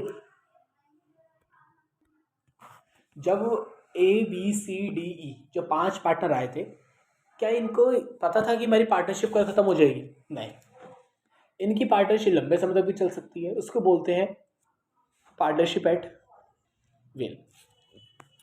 तो कहते हैं कि पार्टनरशिप विल में क्या होता है, जब 5 या 6 या 10 जने आते हैं और क्या करते हैं, बिजनेस को स्टार्ट करते हैं पार्टनरशिप के अंदर, उसको कहते हैं नॉर्मल पार्टनरशिप, ठीक है। एक वाले तो आपके घर के बाहर दुकान खोली है, 3 जनों ने मिलकर दुकान खोली है, वो बहुत बड़ी दुकान खोली है, 3 जनों ने मिलकर दुकान खोली, 3 जनों ने पैसा लगाया है, तो वो अब कह सकते हैं बहुत लंबे समय तक चल भी सकती है, छोटे समय तक भी चल सकती है, कुछ नहीं कह सकते। बट होती है पर्टिकुलर पार्टनरशिप। पर्टिकुलर पार्टनरशिप का मतलब क्या होता है, जब एक पार्टनरशिप कुछ समय के लिए करी जाती है, फिर ऑटोमेटिकली खुद ही खत्म हो जाती है। जैसे बेस्ट एग्जांपल इसका माना तो दिवाली का टाइम है, ठीक है, और एक बहुत बड़े घर का मुझे ना, और मेरा काम क्या है, क्या करता हूँ घरों के अंदर ना पेंट करता हूँ। हम 2 जने हैं, मेरा और मेरा दोस्त, हम 2 जने करते हैं, मिलकर काम करते हैं, घर में पेंट करते हैं, या मैं और मेरा भाई क्या करते हैं, मिलकर काम पेंट करते हैं घर में, ठीक है। अब जब घर में पेंट कर रहे हो तो आपको, बट जब मैं गया उस घर, उन्होंने कहा भाई आपको पेंट करना हो, वो घर था बहुत ज़्यादा बड़ा, बहुत बड़ा घर था। अब तो कह सकता हूँ मुझे या जो मेरे भाई है, दोनों को मिलकर इस घर में 5 दिन के अंदर पेंट करना या 1 हफ्ते के अंदर पेंट करना इम्पॉसिबल सा लग रहा था। मैंने करा, अब हमारा पेंट का काम तो है ही, जान पहचान तो हमारी होगी लोगों से जिनका, और लोग जो पेंट करते थे, तो मैंने करा कि 3 जने बोल लिया, मैंने कहा भाई चल रहे हो, इस घर में पेंट करना है, ठीक है, कहेंगे चल लेते, ठीक है। जैसे उस घर का पेंट खत्म होगा, हमने करी पार्टनरशिप कर ली। जब मैं उनको 3 जने को बुलाया ना, 2 जने हम, 3 जने वो, 5 जने मिलकर कर लिए पार्टनरशिप कर ली, ठीक है। 1 2 3 4 5 हम 5 जने कर लिए मिलकर पार्टनरशिप स्टार्ट कर दी है। तो कह सकते हैं कि यहाँ पर क्या होगा, पार्टनरशिप खुद ही खत्म हो जाती है, पार्टनरशिप खुद ही खत्म हो जाती है जैसे ही पता चलता है, कि क्या बोलते हैं वो काम खत्म, तो पार्टनरशिप तभी क्या हो जाती है, वो खत्म, डिसॉल्व हो जाती है, ठीक है। जैसे उस घर का पेंट हमारा कंप्लीट, वो 3 जने अपने रास्ते और हम 2 जन अपने रास्ते निकल लेंगे, ठीक है। और कभी जरूरत पड़ी दोबारा कॉल कर दूंगा, दोबारा पार्टनरशिप कर लेंगे 1 हफ्ते के लिए। पार्टनरशिप पर्टिकुलर पार्टनरशिप होती है वो कह सकते हैं कुछ टाइम तक चलती है। इसमें आपसे कहते हैं ऑटोमेटिकली रिजॉल्व ही हो जाती है। जैसे हमने पेंट वाला एग्जांपल लिया, पेंट करवाना था एक बहुत बड़े घर के अंदर और पेंट करा हमने, इस घर में पेंट कर दिया, तभी क्या हो जाएगी हमारी पार्टनरशिप ख़त्म। वो अब वो अलग चल जाएगा, मैं अलग चला जाऊँगा, ठीक है। बट ये वाली पार्टनरशिप लंबे समय तक चलती है, इसको टाइम ड्यूरेशन नहीं होती है, इसको ये पार्टनरशिप बहुत लंबे समय तक चलती है। अब आता है लायबिलिटी के बेसिस पर। अभी तो था टाइम के बेसिस पर पार्टनरशिप, अब आता है लायबिलिटी के बेसिस पर पार्टनरशिप। 2 टाइप्स की होती है, जनरल पार्टनरशिप और लिमिटेड पार्टनरशिप। जनरल पार्टनरशिप और limited partnership. In general partnership the liability of partner in unlimited and joint. General partnership में क्या होता है, लायबिलिटी हाँ सब लोगों की क्या होती है, अनलिमिटेड होती है। अनलिमिटेड मतलब कि घर से भी सामान ले जाएंगे वो हमारे, अगर हमने पैसा नहीं दिया हमारी दुकान से भी कर सकते हो, सामान लेकर वो जा सकते हैं शॉप में से या ऑफिस जो भी है। पर लिमिटेड पार्टनरशिप में क्या होता है, यहाँ पर आपकी क्या होती है partnership, at least 1 partner unlimited where as the rest may have the limited. यहाँ पर क्या होता है कि 5 जने हैं ना, ठीक है, तो इसमें से क्या होगा, जैसे ABCD था, एक आएगा मेरी पार्टनरशिप कर दो अनलिमिटेड, रिस्क ज़्यादा लेगा वो, और 4 जने कर लेंगे अपने लायबिलिटी लिमिटेड कर लेंगे, ठीक है। वो उनकी म्यूचुअल अंडरस्टैंडिंग होगी, उन्हें कुछ सोच समझ के बोला होगा। ए ने भी जो बोला उसने मेरी लायबिलिटी अनलिमिटेड कर दो, उसने कुछ सोच समझ के बोला होगा, वो हमारे को उस पर ध्यान नहीं देना है, कंसेप्ट समझना हमारे को, बस खाली कंसेप्ट में कहता है कि इसमें क्या होता है आपका,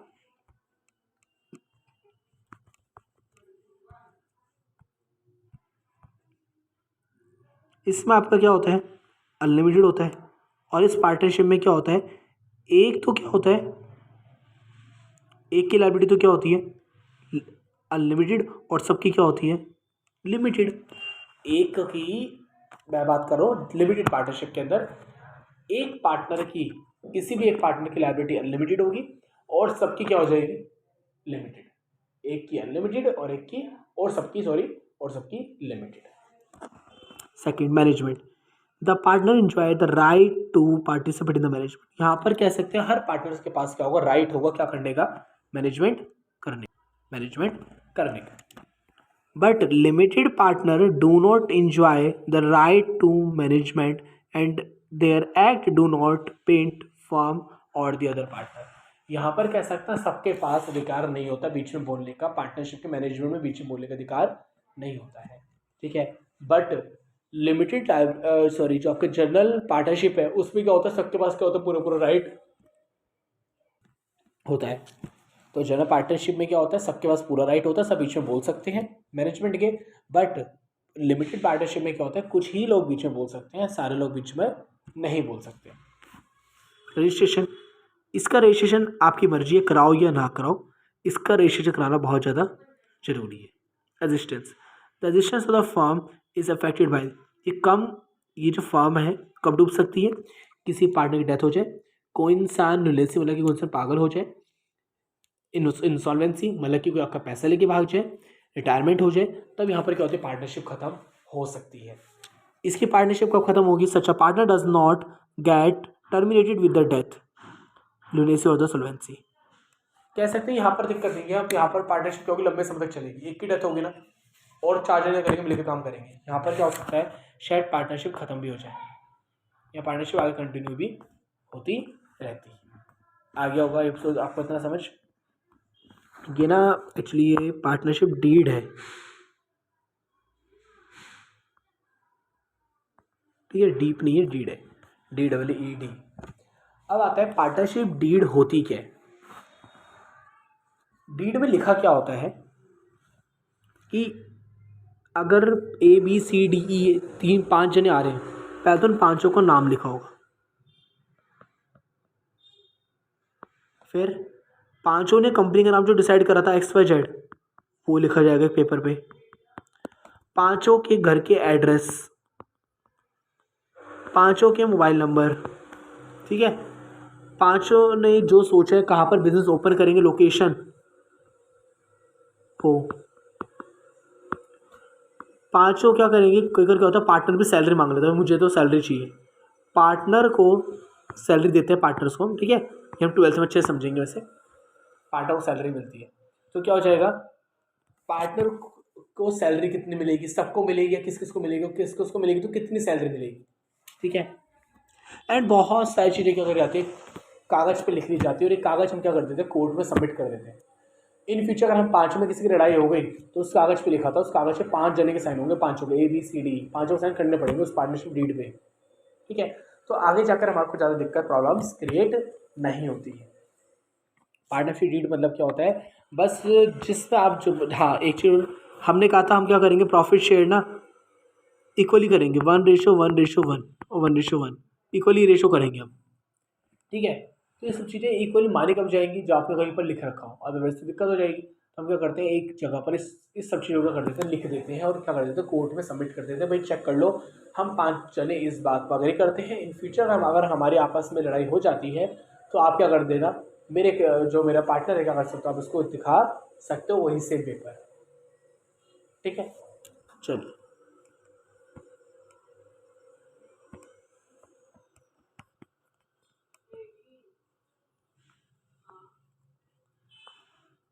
चलिए, अब इसको तो आप छोड़ दो, रजिस्ट्रेशन फॉर्म छोड़ दो, ये छोड़ दो, उस से छोड़ दो। अब हम आते हैं सीधा अपना कॉर्पोरेटिव सोसाइटीज़ पे। कॉर्पोरेटिव सोसाइटी होती क्या, आपने वो सुना होगा ऑर्फनेज,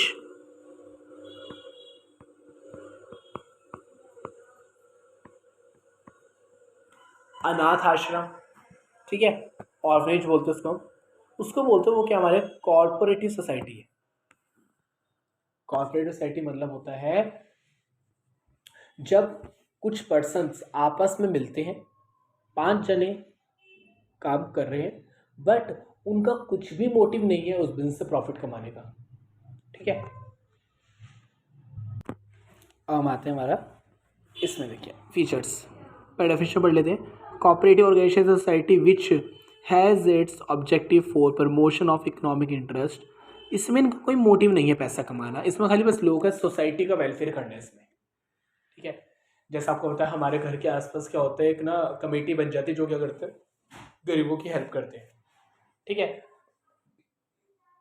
जहाँ हम रहते हैं माना तो उन्होंने मतलब एक ऐसे कमेटी से बना रखी है 5 लोगों की या 10 लोगों की, जो करते हैं हर महीने करते हैं, कुछ पैसे देते हैं, 1000 रुपये हम सब मिलके 20 जने मिलके 20,000 रुपये इकट्ठा करके, और जो गरीब बच्चे हैं क्या करते हैं, उनकी मदद हेल्प कर देते हैं उनकी, उसको हम बोलते हैं कॉपरेटिव सोसाइटीज़। ऐसे सोसाइटी जो कॉपरेशन लोगों की हेल्प के लिए बनाई गई है उसको बोलते हैं कॉपरेटिव सोसाइटी। इसका कोई मोटिव नहीं है यहाँ से पैसा कमाने का। पहला फीचर वॉलेंट्री मेंबरशिप, यहाँ पर क्या होते हैं, मेंबर्स वॉलंटियर होते हैं, मतलब कि यहाँ पर जिसकी मर्जी वो आ सकते हैं, जिसकी मर्जी जब वो जा सकता है, ठीक है।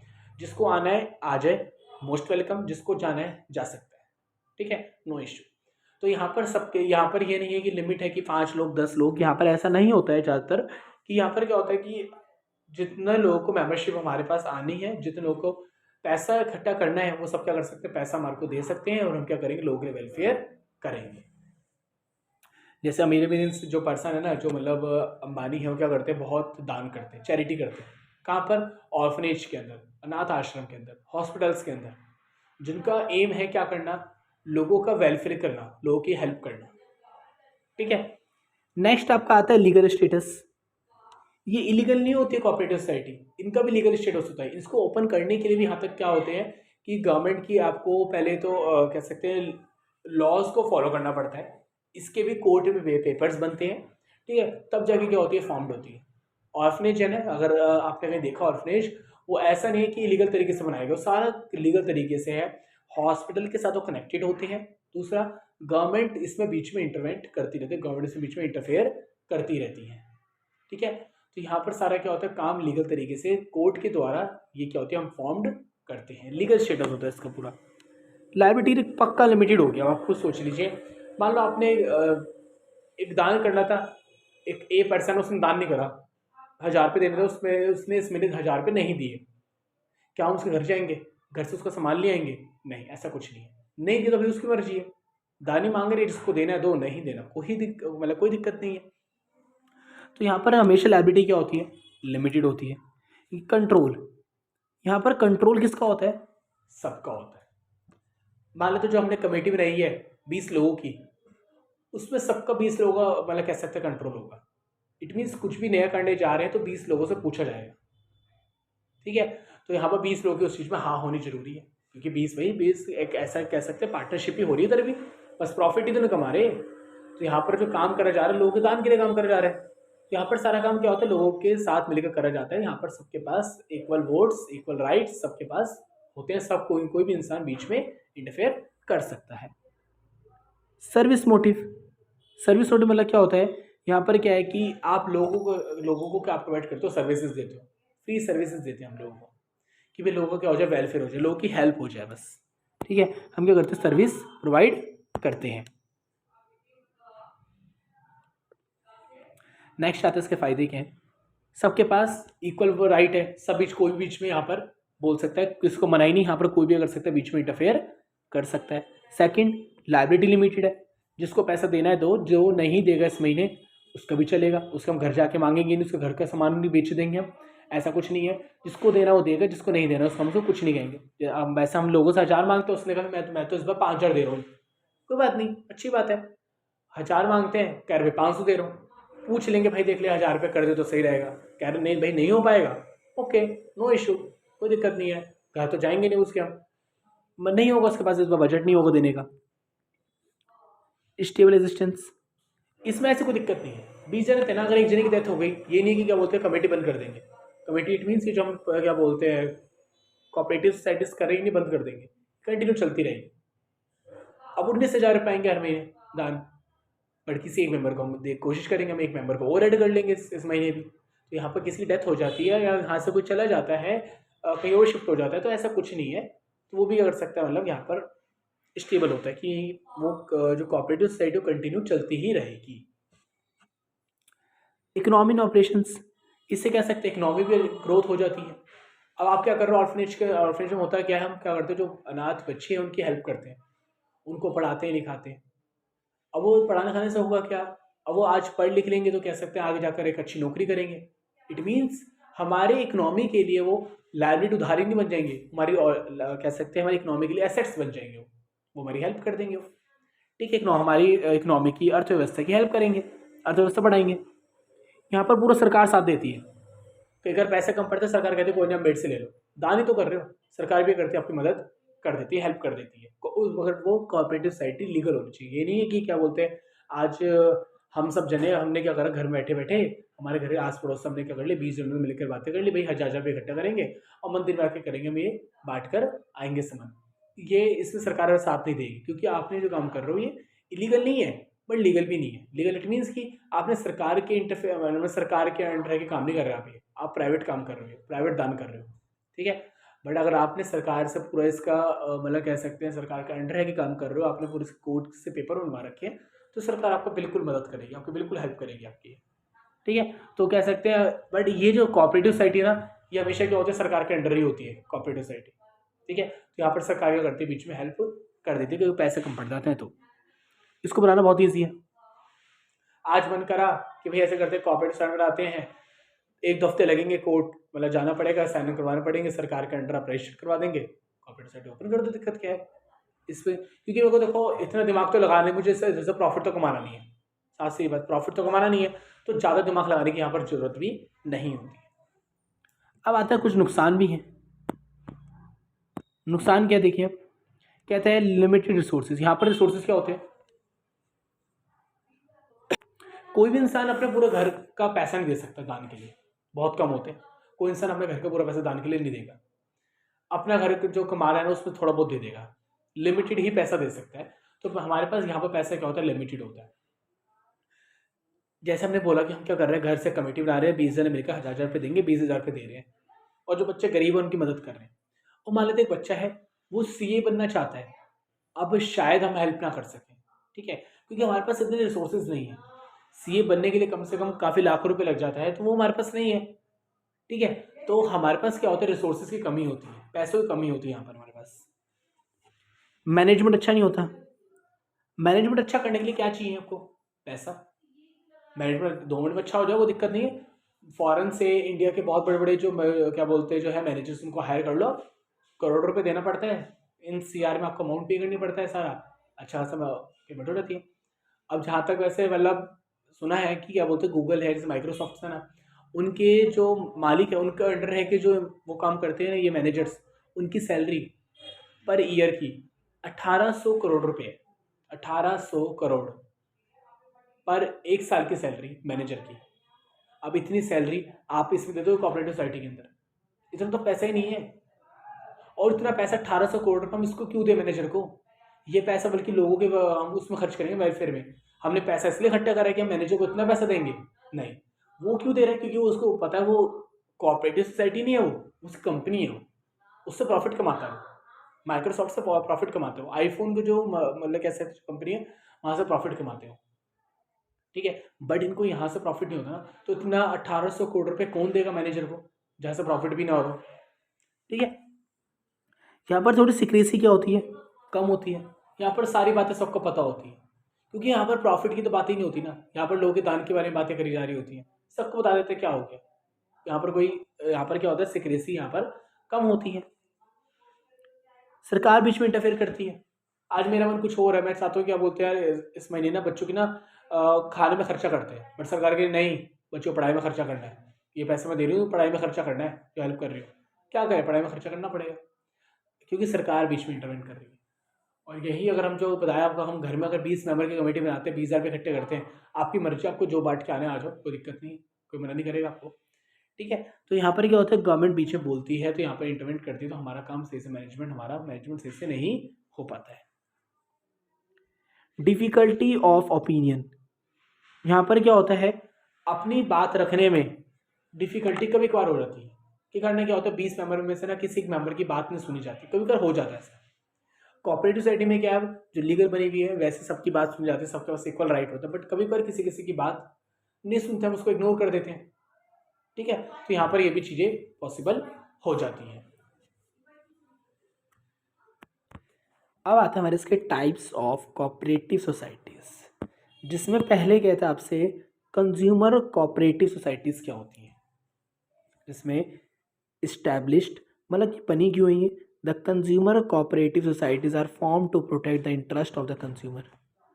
कंज्यूमर की मदद करने के लिए क्या करते हैं, सोसाइटीज़ को बनाते हैं। मेंबर्स, इसके मेंबर क्या होते हैं, the member of comprise of the consumer desirous of obtain good quality products. इनका एम ये होता है सस्ते दामों पर क्या करना, अच्छा सामान बनाना, उसको हम कहते हैं, हम ये बनाते हैं इसलिए कि सस्ते दामों पर क्या कर सकें, अच्छा सामान बना सकें। The society aims at eliminating the middleman. Society का एम ये है यहाँ से मिडलमैन को हटा देना, क्योंकि मिडलमैन होने से क्या होता है, सामान महंगा होता चला जाता है, ठीक है। आपने शायद वाली वीडियो देखी होगी जो हमने डाली थी इंटरनल ट्रेड, उसके अंदर हमने समझा था रिटेलर में होलसेल के बारे में, बड़े अच्छे तरीके से समझा था, ठीक है। और आपने ना देखी तो आप जाके देख सकते हैं उस वीडियो को। आप कहते हैं द सोसाइटी का एम ये है क्या कर देना, एलिमिनेटिंग, यहाँ से मिडलमैन को हटा देना। मिडलमैन जैसे ही हटेगा सामान का प्राइस सस्ता होता चला जाएगा, जितना मिडलमैन बढ़ते जाएंगे उतना सामान महंगा होता रहेगा, क्योंकि वो अपना प्रॉफिट ऐड करते रहेंगे।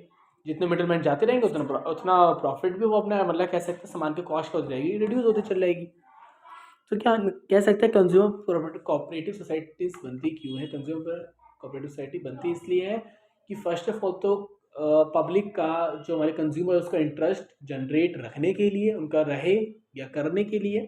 सेकंड थिंग इज उनके जो मेंबर होते हैं उनका ये होता है, उनका गोल ये होता है हमारे को अच्छा सामान बनाना है, अच्छा सामान सस्ते दामों पर करना हमारे को बनाना है। एम क्या है कि मिडिल मैन को यहाँ से हमारे को हटाना है, ठीक है। नेक्स्ट आता है आपका प्रोड्यूसर कोऑपरेटिव सोसाइटी। ये सोसाइटी सेटअप होती है छोटे जो प्रोड्यूसर है उनका इंटरेस्ट रखने के लिए। मेंबर क्या है, the member comprise of producer desires of the procuring the inputs of the production goods to meet the demand of the consumer. Consumer से डिमांड क्रिएट करना और प्रोड्यूसर तक पहुंचाना डिमांड को। इनका एम ये है, the society aim to fight against the big capitalist and hence bargaining power of the small producers.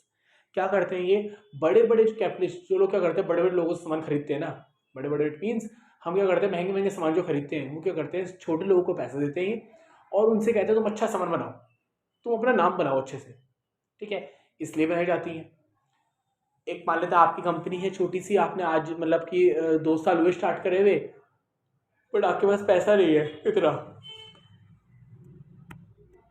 Grow करने के लिए, तो आप क्या करोगे, प्रोड्यूसर कोऑपरेटिव सोसाइटी से पैसा ले लोगे, वो आपको पैसा दे देते हैं और आप क्या करोगे, सामान अच्छा बनाओगे, ठीक है, और उसका दाम भी क्या रखोगे, सस्ता रखोगे, उसका प्राइस भी सस्ता रखोगे। इससे क्या होगा, लोग जो अमीर लोगों से खरीदते हैं ना, क्योंकि वो कहते हैं ना अमीर अमीर होता जा रहा है, गरीब गरीब होता जा रहा है, तो वो चीज़ नहीं होगी, ठीक है, क्योंकि आज के टाइम में लोग क्या करते हैं, ज़्यादा महंगा सामान खरीदते तो अमीरों की जेब भरती रहती है, ठीक है, तो इसमें कहता है कि क्या करना है हमारे को, आपको सामान थोड़ा सस्ता बनाना है और सामान बहुत अच्छा बनाना है, क्वालिटी अच्छी हो, ठीक है, तो उसका एम ये है कि हमारे को छोटे प्रोड्यूसर की मदद करनी है, उसको बड़े लेवल तक ले जाने के लिए, छोटे प्रोड्यूसर की मदद करनी है उसको बड़े लेवल तक ले जाने के लिए, ठीक है। उनके मेंबर्स का एम ये है कि डिमांड्स को पूरा करना है कंज्यूमर की, ठीक है, कंज्यूमर की डिमांड को पूरा करना हमारे को। थर्ड क्या है, एम ये है कि क्या बोलते हैं, उनको करना है कि जो बड़े कैपिटलिस्ट है उनसे लड़ना है सामने खड़े होकर, ठीक है, उनसे लड़ना इट मीन्स आपको भी अच्छा सामान बनाना है कि लोग आपको ये सामान खरीद सके, क्योंकि आपका सामान लोग इसलिए नहीं खरीदते क्योंकि आप थोड़ा सही से सामान बनाते, अच्छा सामान बनाते हैं, आपकी क्वालिटी इतनी अच्छी ही है, तो कंज्यूमर को कुछ ना कुछ करके क्या करना पड़ता है, बड़े लोगों से सामान खरीदना पड़ता है, तो आपको ऐसा काम करना है कि लोग आपसे सामान खरीदें, ठीक है, कुछ पैसा आपके पास भी है, सारा पैसा बड़े बड़े जो कैपिटलिस्ट हैं अंबानी अडानी उनके पास नहीं है, कुछ पैसा आपके पास भी है। थर्ड होता है मार्केटिंग कोऑपरेटिव सोसाइटीज, अभी बनती इसलिए है छोटे प्रोड्यूसर का सामान बेचने के लिए। अब इसमें होता क्या है, मान लो मैं क्या करता हूँ, एक छोटा बिजनेस करता हूँ और मेरा ना अभी नाम नहीं है और मुझे ये नहीं पता कि एडवर्टाइजिंग करते कैसे। अब मैं क्या करूँगा, मैं जाऊँगा मार्केटिंग कोऑपरेटिव सोसाइटी के पास, उनसे कहूँगा कि आप मेरी हेल्प कर दो, मेरा थोड़ा ना क्या बोलते हैं एडवर्टाइजमेंट करा दो मेरी आप एडवर्टीजमेंट करवा दो मेरी सामान की, जिससे मेरे सामान क्या होगा जल्दी तरीके से बिक जाएगा और मैं ज़्यादा प्रॉफिट कमा पाऊंगा, तो मेरी कंपनी ग्रो होती जाएगी। इनका एम ये होता है क्या करना, कि ऐसे लोगों की मदद करना जिनका सामान नहीं बिकता है थोड़ा दूर तक, उनका सामान क्या करना, थोड़ा हेल्प करना सामान को बाहर बेचने के लिए।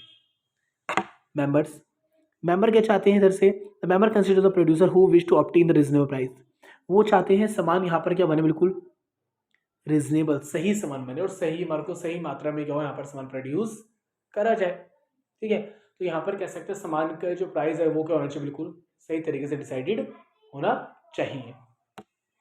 एम क्या है, the society aim to eliminate middle man and improve competitive position of its members by securing a favourable market for the products. यहाँ पर कहता है कि यहाँ पर उनका एम ये है, सोसाइटी एम टू एलिमिनेट, यहाँ से उनको एक तो मिडल मैन भी हटाना है और यहाँ से करना है कंपटीशन को अच्छा करना है, क्योंकि अभी क्या है कंपटीशन में खाली कौन कौन है, जो बड़े बड़े लोग हैं वही कंपटीशन में है, उनको क्या करना है, छोटे लोगों को भी ना थोड़ा हेल्प करके उनको भी करना है उस कंपटीशन के अंदर, उनको भी इन्वॉल्व करना है, ठीक है, कि वो भी अगर सके सामान को सही तरीके से उनका सवाल क्या हो सके बिक सके। नेक्स्ट आपका आता है फार्मर कोऑपरेटिव सोसाइटी, इनका एम ये है फार्मर की मदद करना, उनको पैसा देकर। जिस फार्मर के पास पैसा नहीं है खुद, वो क्या करते हैं दूसरी जमीनों पर काम करते, वो कहते हैं नहीं तुम पैसा हमारे से लो, तुम अपनी जमीनों पर काम करो, अपनी जमीनों पर काम करो, तुम अच्छा प्रॉफिट कमाओ, ठीक है, क्या करते हैं उनकी मदद करते हैं। Members, the members comprise farmers who wish to jointly take up farming activities, वो क्या करते हैं जो जिसको फार्मिंग एक्टिविटीज का थोड़ा मतलब पता होता है, वो क्या करते हैं फार्मर्स की हेल्प करते हैं कि हम तुम्हारे को पैसे देंगे, तुम क्या करो अपने सीड्स को ग्रो करो, ठीक है। एम क्या है इनका एम ये है कि जो फार्मर्स है ना, जो फार्मर छोटे स्केल पे काम कर रहा है हमारे को उसको बड़े स्केल पे काम करवाना है, उनको पैसा देकर उनकी मदद करके करना हमारे को, उनको बड़े स्केल पे काम करवाना है, ठीक है। अब आता है क्रेडिट कोऑपरेटिव सोसाइटी, इनका एम ये है लोगों को क्या करना, पैसा उधार पे देना। आपको जैसे बैंक से इंटरेस्ट मांगते हैं ना, बैंक हमारे से 15%, 12%, 25%, 27%, 30% इंटरेस्ट चार्ज करती है। क्रेडिट कोऑपरेटिव सोसाइटीज, इसमें established. Credit cooperative societies are established for providing the better input at the reasonable cost. तो आप क्या होता है इसमें कह सकते हैं कंपनी को, किसी जो छोटी कंपनी है उसको फंड की नीड्स है, तो आप क्या करते हो उसको, हम जो ग्रुप बना के जो हम पैसा इकट्ठा कर रहे हैं, जो 1,000 रुपये ग्रुप बना के पैसा इकट्ठा कर रहे हैं, 20,000 रुपये, किसी एक शॉप वाले को क्या कर देना, उसकी हेल्प कर देना। पैसा वापस लेंगे हम उससे, ही नहीं पैसा वीज़ा जो दे के छोड़ देंगे, नहीं, हम पैसा लेंगे बट सब इंटरेस्ट नहीं लेंगे उस चीज़ के ऊपर। हमने 1,000 रुपये इकट्ठे करे, जो 20 मेंबर थे हमने आपस में इकट्ठे करे 20,000 रुपये, हम क्या करते हैं दुकान वाले को देते हैं, कहेंगे भाई तू अपना बिजनेस एक्सपेंड कर ले तो इससे, तो हमारे को पैसे वापस कर दियो बाद में, बट हमारे को कोई इंटरेस्ट नहीं चाहिए बेटा। ठीक है। Member, the member comprise of person who seeks financial help in the form of loans. कह सकते हैं जिसको चाहिए था उसको लोन के रूप में पैसा मिल गया है, वो भी बिना किसी इंटरेस्ट के, या इंटरेस्ट लेंगे भी ना तो बहुत ही ज़्यादा कम लेंगे, बैंक से तो बहुत ही ज़्यादा कम लेंगे वो, इंटरेस्ट लेंगे भी तो, वैसे तो लेते नहीं है, लेंगे तो बैंक से ज़्यादा कम इंटरेस्ट लेंगे वो। इनको दुकान वाले को ये बेनिफिट हो गया इससे। इसका एम ये है क्या करना, जो लेंडर्स हैं जो क्या करते हैं और लोगों को जो लोन देते हैं, अभी शॉप वाले को लोन चाहिए था मान लेते हैं, अब वो लोन लेने कहाँ जाएगा, किसी लेंडर के पास, लेंडर वाला की जो उधार पे लोन देता है, पैसे देता है, बट वो क्या करेगा, लेके आएगा मैं तो तेरे से लूँगा 10%, मैं तेरे से लूँगा 5%, इतना महंगा महंगा इंटरेस्ट लेंगे। वो दुकान वाले कहेंगे रुक जा, हम क्या करते हैं लोगों को लोन देते हैं, हम क्या करते हैं सोसाइटी ना, हमारी एक कोऑपरेटिव सोसाइटी चलती है जिसका नाम है क्रेडिट कोऑपरेटिव सोसाइटी। इसमें हम क्या करते हैं लोगों को लोन देते हैं बट बिना किसी ब्याज के, या 1% देते हैं ब्याज खाली। फंक्शनिंग छोड़ दो, अब नेक्स्ट आते हो कोऑपरेटिव हाउसिंग सोसाइटी। लोगों को मदद करना, जिनकी इनकम थोड़ी कम है उनको घर बनाने के लिए पैसा देना रिजनेबल कॉस्ट पे, इंटरेस्ट लेंगे उनसे हम बट बहुत ही ज़्यादा कम। बैंक कहता है मुझे चाहिए 8%, कहेंगे मुझे खरीदे दे भाई तो 1% इंटरेस्ट दे, तो अपना घर बना ले बट तू किराए से बच जा। तो इनका एम ये होता है कि जो इनकी इनकम लिमिटेड है उनको लोन देना बिना किसी ब्याज के, और ब्याज ले भी रहे हैं तो बहुत कम रेट पे ब्याज लेते हैं, 1% पे लेते हैं, और बैंक लेता है 8% पे, कहते हैं हमारे भाई तो 1% देते बट तो अपना घर बना ले अच्छा सा। इनका एम ये है क्या करना, the members of the society consist of the people who are the desirous procuring residential accommodation of the lower cost. जो इंसान चाहता है मेरा घर बन जाए यार, घर कैसे बन जाए मुझे दिक्कत नहीं, घर एक छोटा सा घर बन जाए बस मेरा, हम भी चाहते हैं ऐसे, अगर मान लेते हम भी किराए पे रहते हैं तो हम भी चाहते हैं हमारा एक छोटा सा घर बन जाए, ऐसे ये चाहते हैं हमारा एक छोटा सा घर बन जाए बट हमारे को कुछ ना पैसों की मदद मिल जाए, हम पैसा पे कर देंगे बट इंटरेस्ट नहीं पे कर पाएंगे। तो ऐसे लोग क्या करते हैं हाउसिंग कोऑपरेटिव सोसाइटी के पास चले जाते हैं, या कोऑपरेटिव हाउसिंग सोसाइटीज़ के पास चले जाते हैं, उनसे पैसा ये ले लेते हैं, उनको पैसा धीरे धीरे करके पे करते रहते हैं बिना किसी ब्याज के। एम क्या है इसका, the aim is to solve the housing problem of the member by constructing houses and giving the option to paying the instalment. इनको ना क्या मिल जाता है हाउसिंग वालों को, कि इनका एम ये है क्या करना, अपनी प्रॉब्लम को सॉल्व करना of the member by constructing houses and giving the option of paying in instalment. क्या कर सकते हैं, इंस्टॉलमेंट में पेमेंट कर सकते हैं, इनको ऑप्शन अच्छा मिल गया है, जिसको घर बनाना तो क्या करेंगे, इनसे पैसा ले लेंगे, अपना घर बना लेंगे, इनको पैसा जो रिफंड करेंगे ना, ऐसा मान लेंगे, मान लेते हैं इन्होंने घर बनाने के लिए 20,000 रुपये लिए, मान लेते हैं, एज्यूम कर लेते हैं, उन्होंने लोगों ने, एक मेंबर था, एक इंसान था, पर्सन था ए, उसको घर बनाना था, उन्होंने क्या करा, क्रेडिट हाउसिंग जो सोसाइटीज है उनसे पैसा ले लिया 20,000 रुपये घर बनाने के लिए। अब ए क्या करेगा, पैसा एक साथ पे नहीं करेगा, 1,000 रुपये करके करेगा, पे करेगा, दो जा करके पे करेगा। आगे इतना समझ। अब जो हमने ये पढ़ा ना, ये सारी सोसाइटीज़ थी जो क्या करती है, लोगों की मदद करती है, इनका कोई भी एम नहीं है प्रॉफिट को अर्न करने का, इनका बस एम ये है कि क्या बोलते हैं हमारी सोसाइटी ग्रो कर जाए बस, ठीक है, इनका कोई भी एम नहीं है यहाँ से प्रॉफिट अर्न करने का, बस लोगों की मदद करना है इनको यहाँ पर। अब आता है ज्वाइंट स्टॉक कंपनी क्या होती है, या खाली कह सकते हैं कंपनी क्या होती है। आ कंपनी एसोसिएशन होती है जहाँ पर एक person for carrying out the business activities legal status independent of its member. The company has described as an artificial person having a separate legal entity, perpetual succession and the common seal. यहाँ पर क्या होता है, company ने एक person run कर रहा होता है, जैसे एक्टिवा एक कंपनी है बहुत बड़ी, बट एक्टिवा एक आर्टिफिशियल कंपनी है, एक्टिवा जो नाम है ना वो कोई इंसान नहीं है, ठीक है, रोहन मोहन वो सब क्या होते हैं, वो सब नाम है, ठीक है, वो एक नेचुरल पर्सन है। बट जो एक्टिवा हो गई, जुपिटर हो गई और कह सकते हैं मारुति हो गई, वो सारी क्या है आपकी आर्टिफिशियल है। ठीक है, वो सारी आपकी आर्टिफिशियल है। तो वही आपसे कहता है कि जो कंपनी होती है ना, काफ़ी लोग मिलकर रन करते हैं इसको। एक बहुत सारे पर्सन्स आते हैं, एक कंपनी का नाम क्रिएट करते हैं, जो जैसे हल्दीराम हो गया, आर्टिफिशियल है, कोई इंसान नहीं है हल्दीराम। कंपनी वो एक होती है जहाँ पर एक आर्टिफिशियल नाम रखा जाता है कंपनी का। बहुत सारी कंपनी है जिसका आर्टिफिशियल नाम है, पार्ले जी हो गया, ठीक है, ओरियो हो गया, ये सब क्या है आर्टिफिशियल नाम है, कोई इंसान नहीं होता इसका। आ कंपनी ऑफ एसोसिएशन, जिसमें क्या होता है बहुत से लोग आकर एक बिजनेस कर रहे होते हैं और उस बिजनेस का एक नाम रख देते हैं, कंपनी नेम रख देंगे कोई भी एक। ठीक है, ठीक है, तो उसका होता है कंपनी कॉमन सील होती है। कंपनी के नाम से क्या होता है, कंपनी रन कर रही होती है। एक्टिवा नाम से क्या है, कंपनी रन कर रही है। आईफोन हो गया, सैमसंग हो गया, नोकिया हो गया, रिलायंस हो गया, सारी क्या है आपकी बहुत बड़ी कंपनी है।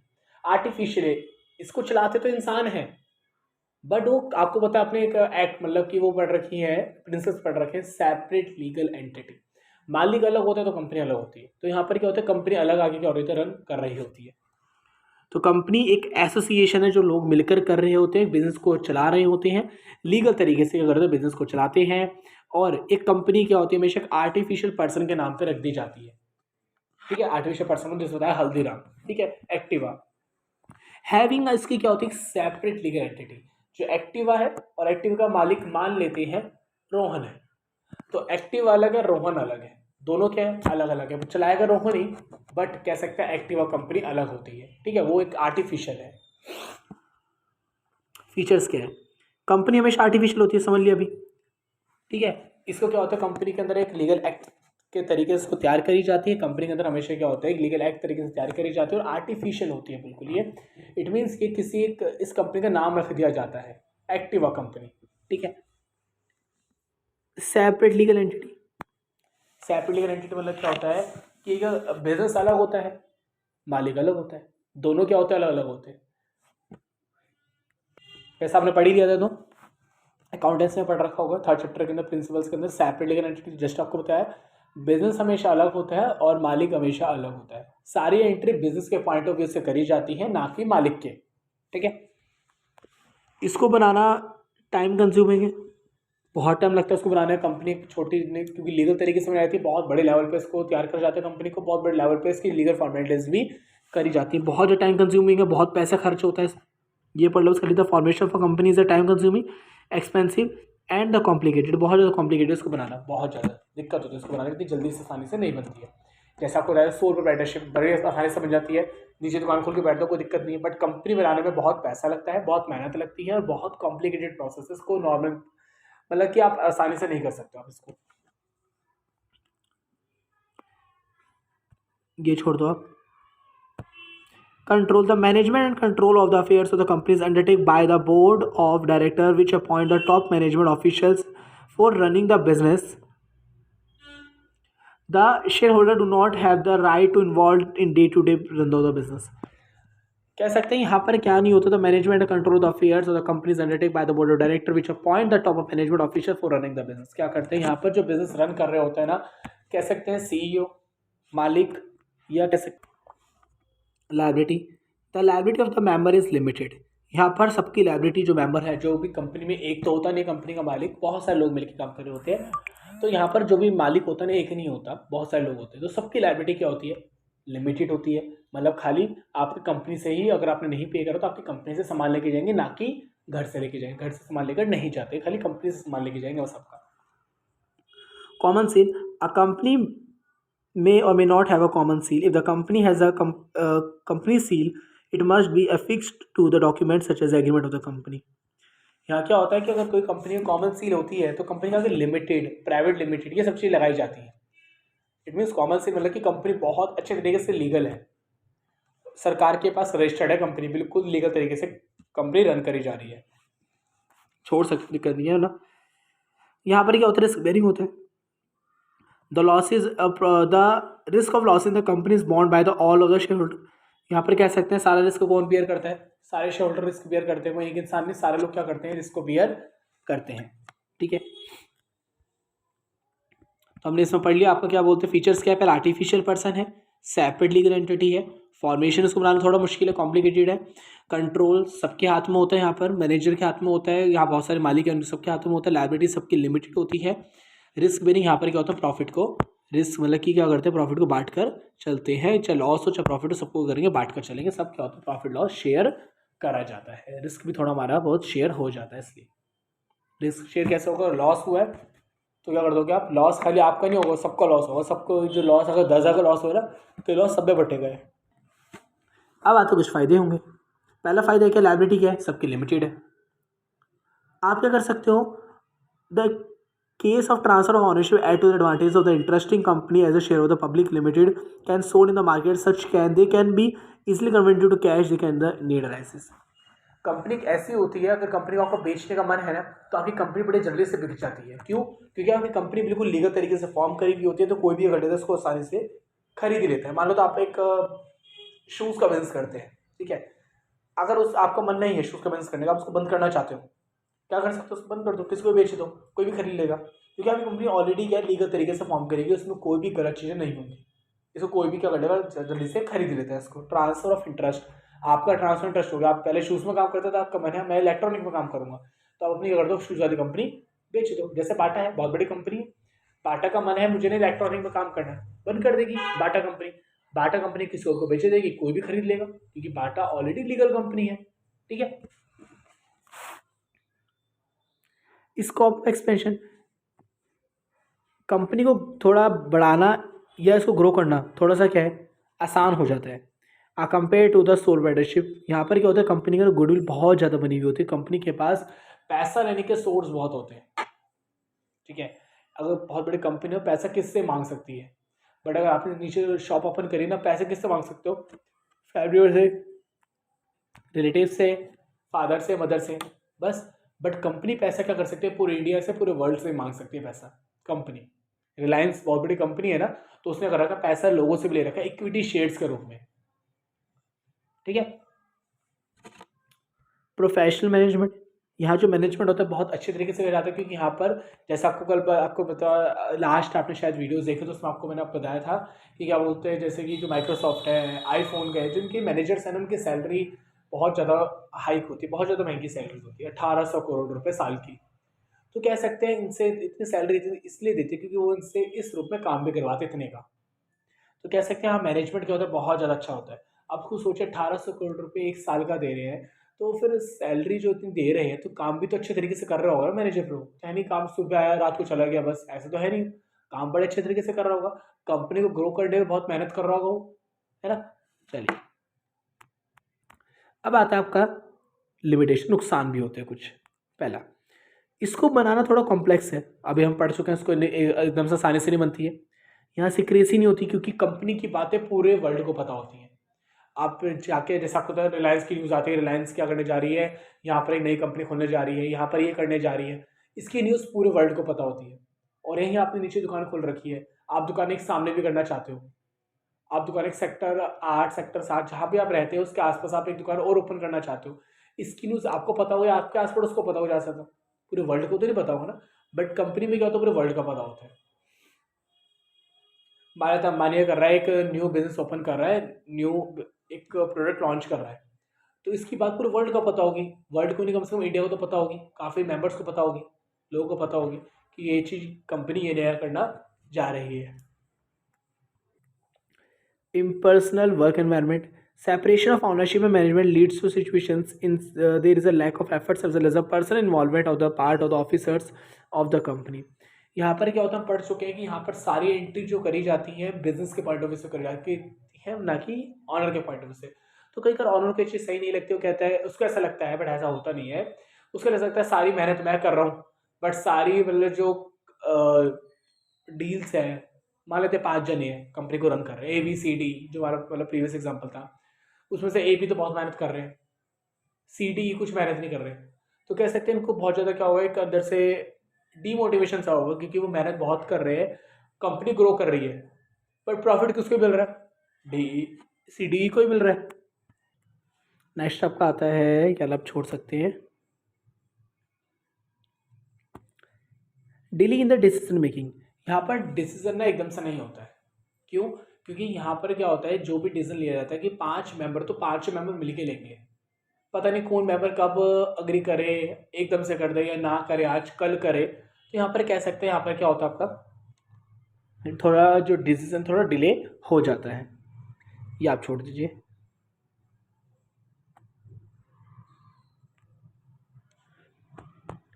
अब आता है कन्फ्लिक्ट, लड़ाइयाँ बहुत होती हैं, क्योंकि जब 5 मेंबर है, सारे मेंबर हर बात पे तो अग्री करेंगे नहीं, किसी को ना किसी की बात तो गलत लगेगी, तो यहाँ पर क्या लड़ाइयाँ भी होती हैं।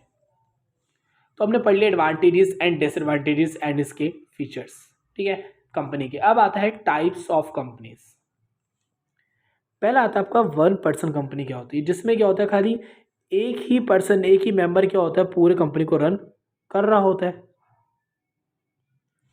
फीचर्स क्या बनगा आपके, क्या होता है 1 पर्सन कंपनी के, पहला फीचर यहाँ पर खाली एक ही इंसान होता है।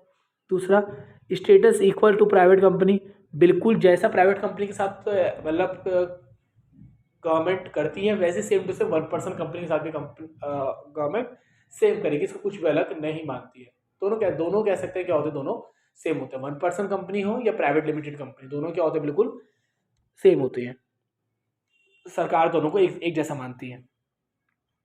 Appointment of a company, for the formation of a OPC only member has to nominate some other person, company कर लेती है इधर अपॉइंट कर लेती है, it's only member has to nominate of the some other person, company कर लेती है यहाँ पर किसी को ना 1 पर्सन कंपनी बनाने के लिए कंपनी कर लेती है और लोग अपॉइंट कर लेती है, बट एज अ मालिक नहीं, एज अ एम्प्लॉय की तरह के या मैनेजर के रूप में कर लेती है, उसको हायर कर लेती है, बट मालिक क्या होता है फिर भी इसका मालिक एक ही होता है, ठीक है।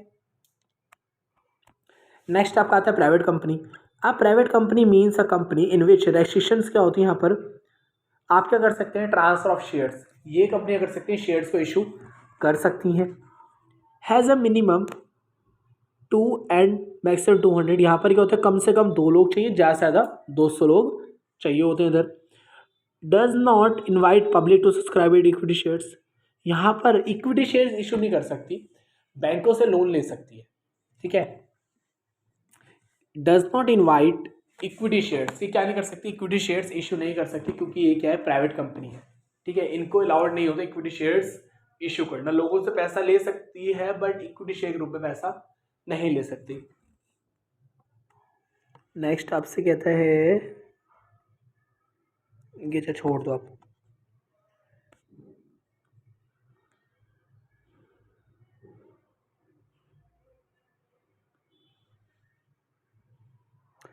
नोट पढ़ लो बस, आपसे कहता है इसमें the minimum amount that in the company of director must be raised to meet the needs of the business operation of the company. Minimum subscription of the capital cannot be less than 90% issued according to the SEBI. SEBI ने क्या रखा है, अगर आप क्या कर रहे हैं, लोगों से पैसा ले भी रहे हैं तो कम से कम 90% पैसा आना चाहिए, साले उसमें ये याद कर लो बस कि मिनिमम ना आपका 90% है, ज़्यादा इंपॉर्टेंट नहीं है, वो भी SEBI ने कहा है, ठीक है। ये नेक्स्ट थोड़ा 12th का टॉपिक है, तो हम अभी तो वैसे इंपॉर्टेंट नहीं है, ठीक है, आप खाली बस याद कर लो, SEBI ने क्या रखा है 90% पैसा आना जरूरी है। थर्ड आपकी कंपनी आती है public company. A public company means a company which is not a private company, ये तो समझते हैं, पब्लिक कंपनी वो कंपनी होगी जो प्राइवेट कंपनी नहीं होगी। As per the company act 2013 आप public companies one of which, इसमें कम से कम 7 मेंबर होते हैं और ज़्यादा से ज़्यादा कितनी भी हो सकते हैं। अभी हमने पढ़ा था प्राइवेट कंपनी में क्या था, कम से कम 2, ज़्यादा से ज़्यादा 200, इसमें है कम से कम 7 और ज़्यादा से ज़्यादा अनलिमिटेड कितनी हो सकता है, मैक्सिमम कोई लिमिट नहीं है इसकी। Has no restrictions on transfer of security, यहाँ पर कोई रेस्ट्रिक्शंस नहीं है, आप अपने सिक्योरिटी ट्रांसफर कर सकते हैं, it means share, security share, preference share, debentures क्या कर सकते हैं, इशू कर सकते हैं, क्योंकि आप क्या है कि पब्लिक कंपनी है। It is not prohibited from inviting the public to the securities, यहाँ पर कोई भी पाबंदी नहीं है, आप इक्विटी शेयर के लिए लोगों से पैसा मांग सकते हो, प्रेफरेंस शेयर से लोगों से पैसा मांग सकते हो, शेयर से पैसा मांग सकते हो, यहाँ पर कोई भी आपकी पाबंदी नहीं है, इसको खाली आप याद ही कर लेना बस। डिफरेंस पढ़ लेते हैं एक बार। डिफरेंस कहते हैं यहाँ पर कम से पब्लिक और प्राइवेट में कम से कम 7, ज़्यादा से ज़्यादा अनलिमिटेड, यहाँ पर कहता है कम से कम 2, ज़्यादा से ज़्यादा 200। मिनिमम नंबर ऑफ डायरेक्टर, इसमें 3 कम से कम डायरेक्टर होते हैं, इसमें 2 होते हैं। थोड़ा अच्छे से पढ़ लेना क्योंकि आपको उसमें आ सकता है ये एमसीक्यूज में। पब्लिक के अंदर कम से कम 3 डायरेक्टर होने जरूरी है, प्राइवेट में कम से कम 2 डायरेक्टर होने जरूरी है। इंडेक्स ऑफ मेंबर्स, यहाँ पर कंपलसरी, यहाँ पर कंपलसरी नहीं है। यहाँ पर इट मीन सबको, मतलब मेंबर को एक्टिव होना जरूरी, यहाँ पर एक्टिव होना जरूरी नहीं है। इसे छोड़ दो आप।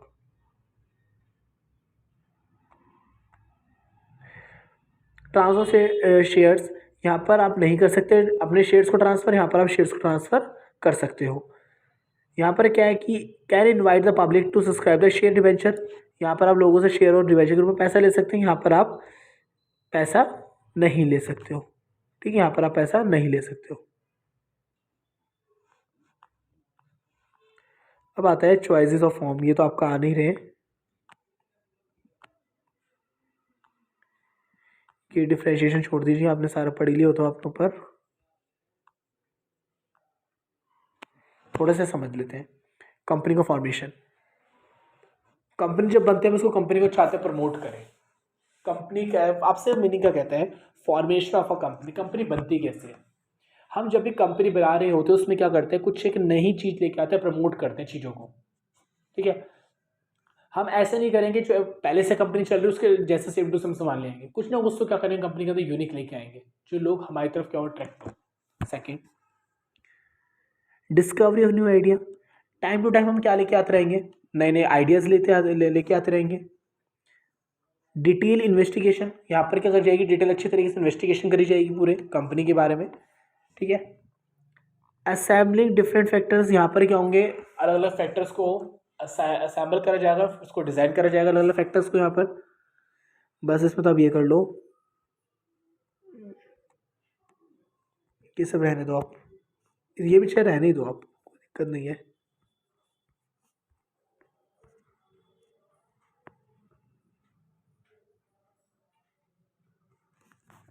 वरना आप ना ऐसे कर लीजिए,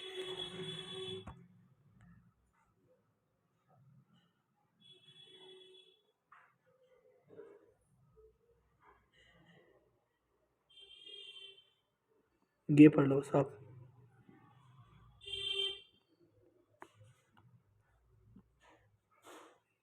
ये पढ़ना नीचे वाला। ठीक है, देखिए इसमें आपसे कहता है document to be filed by with the registrar, वरना आई थिंक ऐसा करो, ये भी छोड़ दो क्योंकि आपको ये भी आप नीचे पढ़ ही रहे हैं ना, ये भी आपका हो जाएगा। ठीक है, या करो कुछ नहीं पढ़ना है, ये सब कुछ नहीं पढ़ना, यहाँ से पढ़ते हैं थोड़ा सा है बस ये। अब आपसे लास्ट कहता है memorandum of association, it refers to that the basic documents of the company in which those conditions are stated on the basis on which the company is incorporated। यहाँ पर क्या होता है, it refers to that the basic document, यहाँ पर क्या होता है, बेसिक डॉक्यूमेंट्स तैयार करे जाते हैं कंपनी के जिसके अंदर ऐसी कंडीशंस रखी जाती हैं जिसमें क्या होता है कंपनी इनकॉर्पोरेटेड तरीके से रन करती है। इसमें क्या होता है, डॉक्यूमेंट तैयार करते हैं कि मतलब एक ऐसे कैसे हम कह सकते हैं पार्टनरशिप डीड की तरह होता है। इसमें ना हर चीज़ें देखी हुई होती है कि कौन मतलब से कैपिटल है तो कौन कितनी कैपिटल देगा, पहले से हमने डिसाइड कर लिया था। इसको हम क्या करेंगे, पेपर पर लिख देंगे, उसको बोलते हैं मेमोरेंडम ऑफ एसोसिएशन। जो हमारे आपस की बेसिक अंडरस्टैंडिंग जो हमने तैयार करी है हम उसको पेपर पर लिख देते हैं। जैसे देखिए पहले name clause, in this clause that the name is stated by the company is registered, the name of the company is necessary not only for the identification. हमेशा होता है कंपनी बनाने से पहले आपको कंपनी का नाम रखना पड़ता है। ठीक है, ये खाली ये इसलिए काफ़ी नहीं है कि क्या बोलते कंपनी का नाम इसलिए रख रहे हैं कि लोग हमारी कंपनी को पहचान पाएंगे, नहीं, आगे जाकर कुछ प्रॉब्लम्स आती है तो हम क्या कर सकते हैं, कंपनी के नाम पर रजिस्टर मतलब कि कंप्लेंट करना बहुत ज़्यादा आसान होता है कि हमारे को पता था कंपनी किसके नाम है और कंपनी का नाम क्या है, तो उसको कंप्लेंट करना बहुत ज़्यादा क्या होता है ईजी। जैसे पेटीएम हो गया, ठीक है, बायजूस हो गया, ये जो कंपनीज है ना इनके नाम जो भी कंप्लेंट करी जा रही है उनको कंप्लेंट करना बहुत ज़्यादा क्या हो गया, फाइल करना आसान हो गया है। तो नेम क्लॉज हमेशा क्या होता है, कंपनी का नाम डिसाइड कर लिया जाता है, फिर उसको मैं कर देते पेपर पे मेमोरेंडम ऑफ एसोसिएशन, मतलब कि कोर्ट पेज से साइन करवा लेते कि हाँ भाई हमने ये डिसाइड करा है कंपनी का नाम, अब आप हमारा नाम क्या कर दो, रजिस्टर्ड ये कर दो। Second situation clause, in this clause the name of the state is mentioned, यहाँ पर क्या होता है स्टेट का नाम मेंशन करा जाता है कि आप कंपनी कहाँ पर ओपन कर रहे हैं। ठीक है, उस पर भी कर लो आप, जाकर साइन करवा लो कि हाँ भाई अब मैंने क्या कर लिया, मैंने चाहता था मैं काम कर रहा हूँ दिल्ली के अंदर, मैंने कोर्ट में जाके साइन करवा लिए मेमोरेंडम ऑफ एसोसिएशन उसके नीचे लिखा होगा कि हम क्या कर रहे हैं, दिल्ली में काम कर रहे हैं, वो कोर्ट वाले साइन कर देंगे। यहाँ पे तुम कर सकते हो, मेरे पास कह सकते हो लीगल राइट मिल गया मुझे कोर्ट से और मैं कर सकता हूँ कंपनी के में काम कर सकता हूँ। Third, object clause. This is the most important clause in the memorandum. In this clause all the objects of the attainment of the company established as stated. यहाँ पर लिखा हुआ होता है कि हमने कंपनी खोली क्यों, ऑब्जेक्टिव कह सकते हैं। यहाँ पर मैं क्या करूँगा, एक पेज पे लिख दूंगा भाई हमारी कंपनी का ऑब्जेक्टिव ये है, एक नई नई चीज़ें मार्केट में लेके आना और कंज्यूमर भी क्या हो उससे बहुत ज़्यादा अट्रैक्ट हो और कंज्यूमर अगर इस चीज़ को खरीदे और उसके बेनिफिशियल हो प्रोडक्ट्स हम बनाना चाहते हैं। जैसे पतंजलि है, उसका एम ये है कि मुझे प्रॉफिट तो कमाना ही है, साथ में मुझे लोगों को बेस्ट प्रोडक्ट्स क्या करना है, ऑफर करना है। तो उसका एम ये है, तो उसको क्या करना, पेपर पर लिख कर कोर्ट वालों साइन करवा देना कि भाई हमारा एम ये है, क्या करना, उस पर साइन करवा लेना। तो मेमोरेंडम मतलब क्या होता है, कागज पे हर चीज़ लिख लेना, आगे जाकर फाइन मतलब की प्रॉब्लम्स ना आए। Liability clause. According to the Company Act, the liability clause of the company limited shares by the guarantee must have the limited liability. भाई हम 5 पार्टनर थे, 5 पार्टनर ने सोचा हम ऐसे करते हैं भाई हमारी लाइबिलिटी लिमिटेड होगी। हमने ये सोच लिया हमारी लाइबिलिटी क्या होगी, लिमिटेड होगी। अगर हमने ये सोच लिया हमारी लाइबिलिटी लिमिटेड है, तो अब हम क्या करेंगे, इसको पेपर पे लिख के हम साइन करवा लेंगे। एक पेपर पे लिख लेंगे हम कि हमारी लाइबिलिटी भाई क्या है, लिमिटेड है। अब क्या करेंगे, कोर्ट से साइन करवा लेंगे। इसको बोलते हैं मेमोरेंडम ऑफ एसोसिएशन। जहाँ जहाँ आपका मन होता है वो चीज़ों को रिकॉर्ड कर लेते हो और उन सब रिकॉर्ड के नीचे आप क्या कर लेते हो, कोर्ट से साइन करवा लेते हो। इससे हमारे को वेरिफिकेशन मिल जाती है, लीगल राइट्स मिल जाते हैं, हाँ भाई कंपनी लीगल तरीके से रन कर रही है। ये कि छोटी कंपनी नहीं, बड़ी बड़ी कंपनीज को भी सारा काम करना पड़ता है, मेमोरेंडम्स बनाने पड़ते हैं। कैपिटल क्लॉज कि भाई कौन पार्टनर कितना पैसा इन्वेस्ट कर रहा है, उसको हम क्या लिख देंगे, उस पेपर्स पे लिख देंगे मेमोरेंडम ऑफ एसोसिएशन में भाई स्टार्टिंग में किस पार्टनर ने कितना पैसा इन्वेस्ट करा है।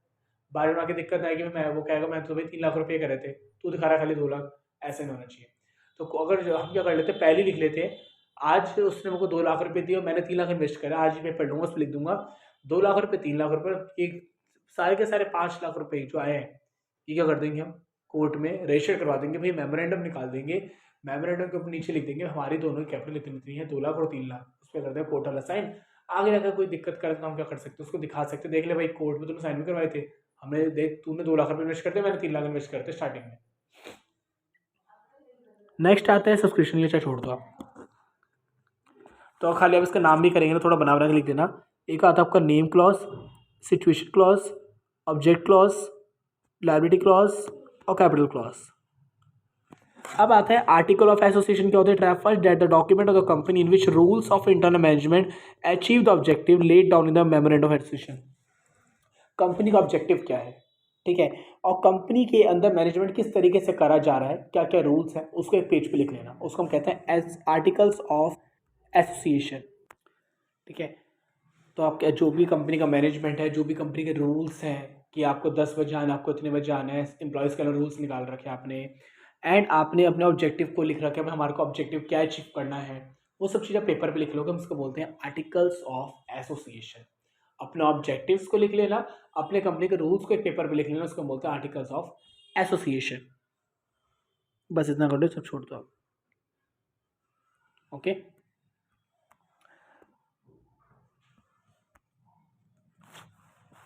अब हमारे चैप्टर फाइनली कंप्लीट हो गया है। आई होप सो कि आपने हमारे जो प्रीवियस 3 वीडियोस आपने अच्छे से देख ली होंगी, समझ आ गई होंगी। कोई भी क्वेरीज हो, कोई भी प्रॉब्लम हो, आप मुझे कमेंट कर सकते हैं, ठीक है।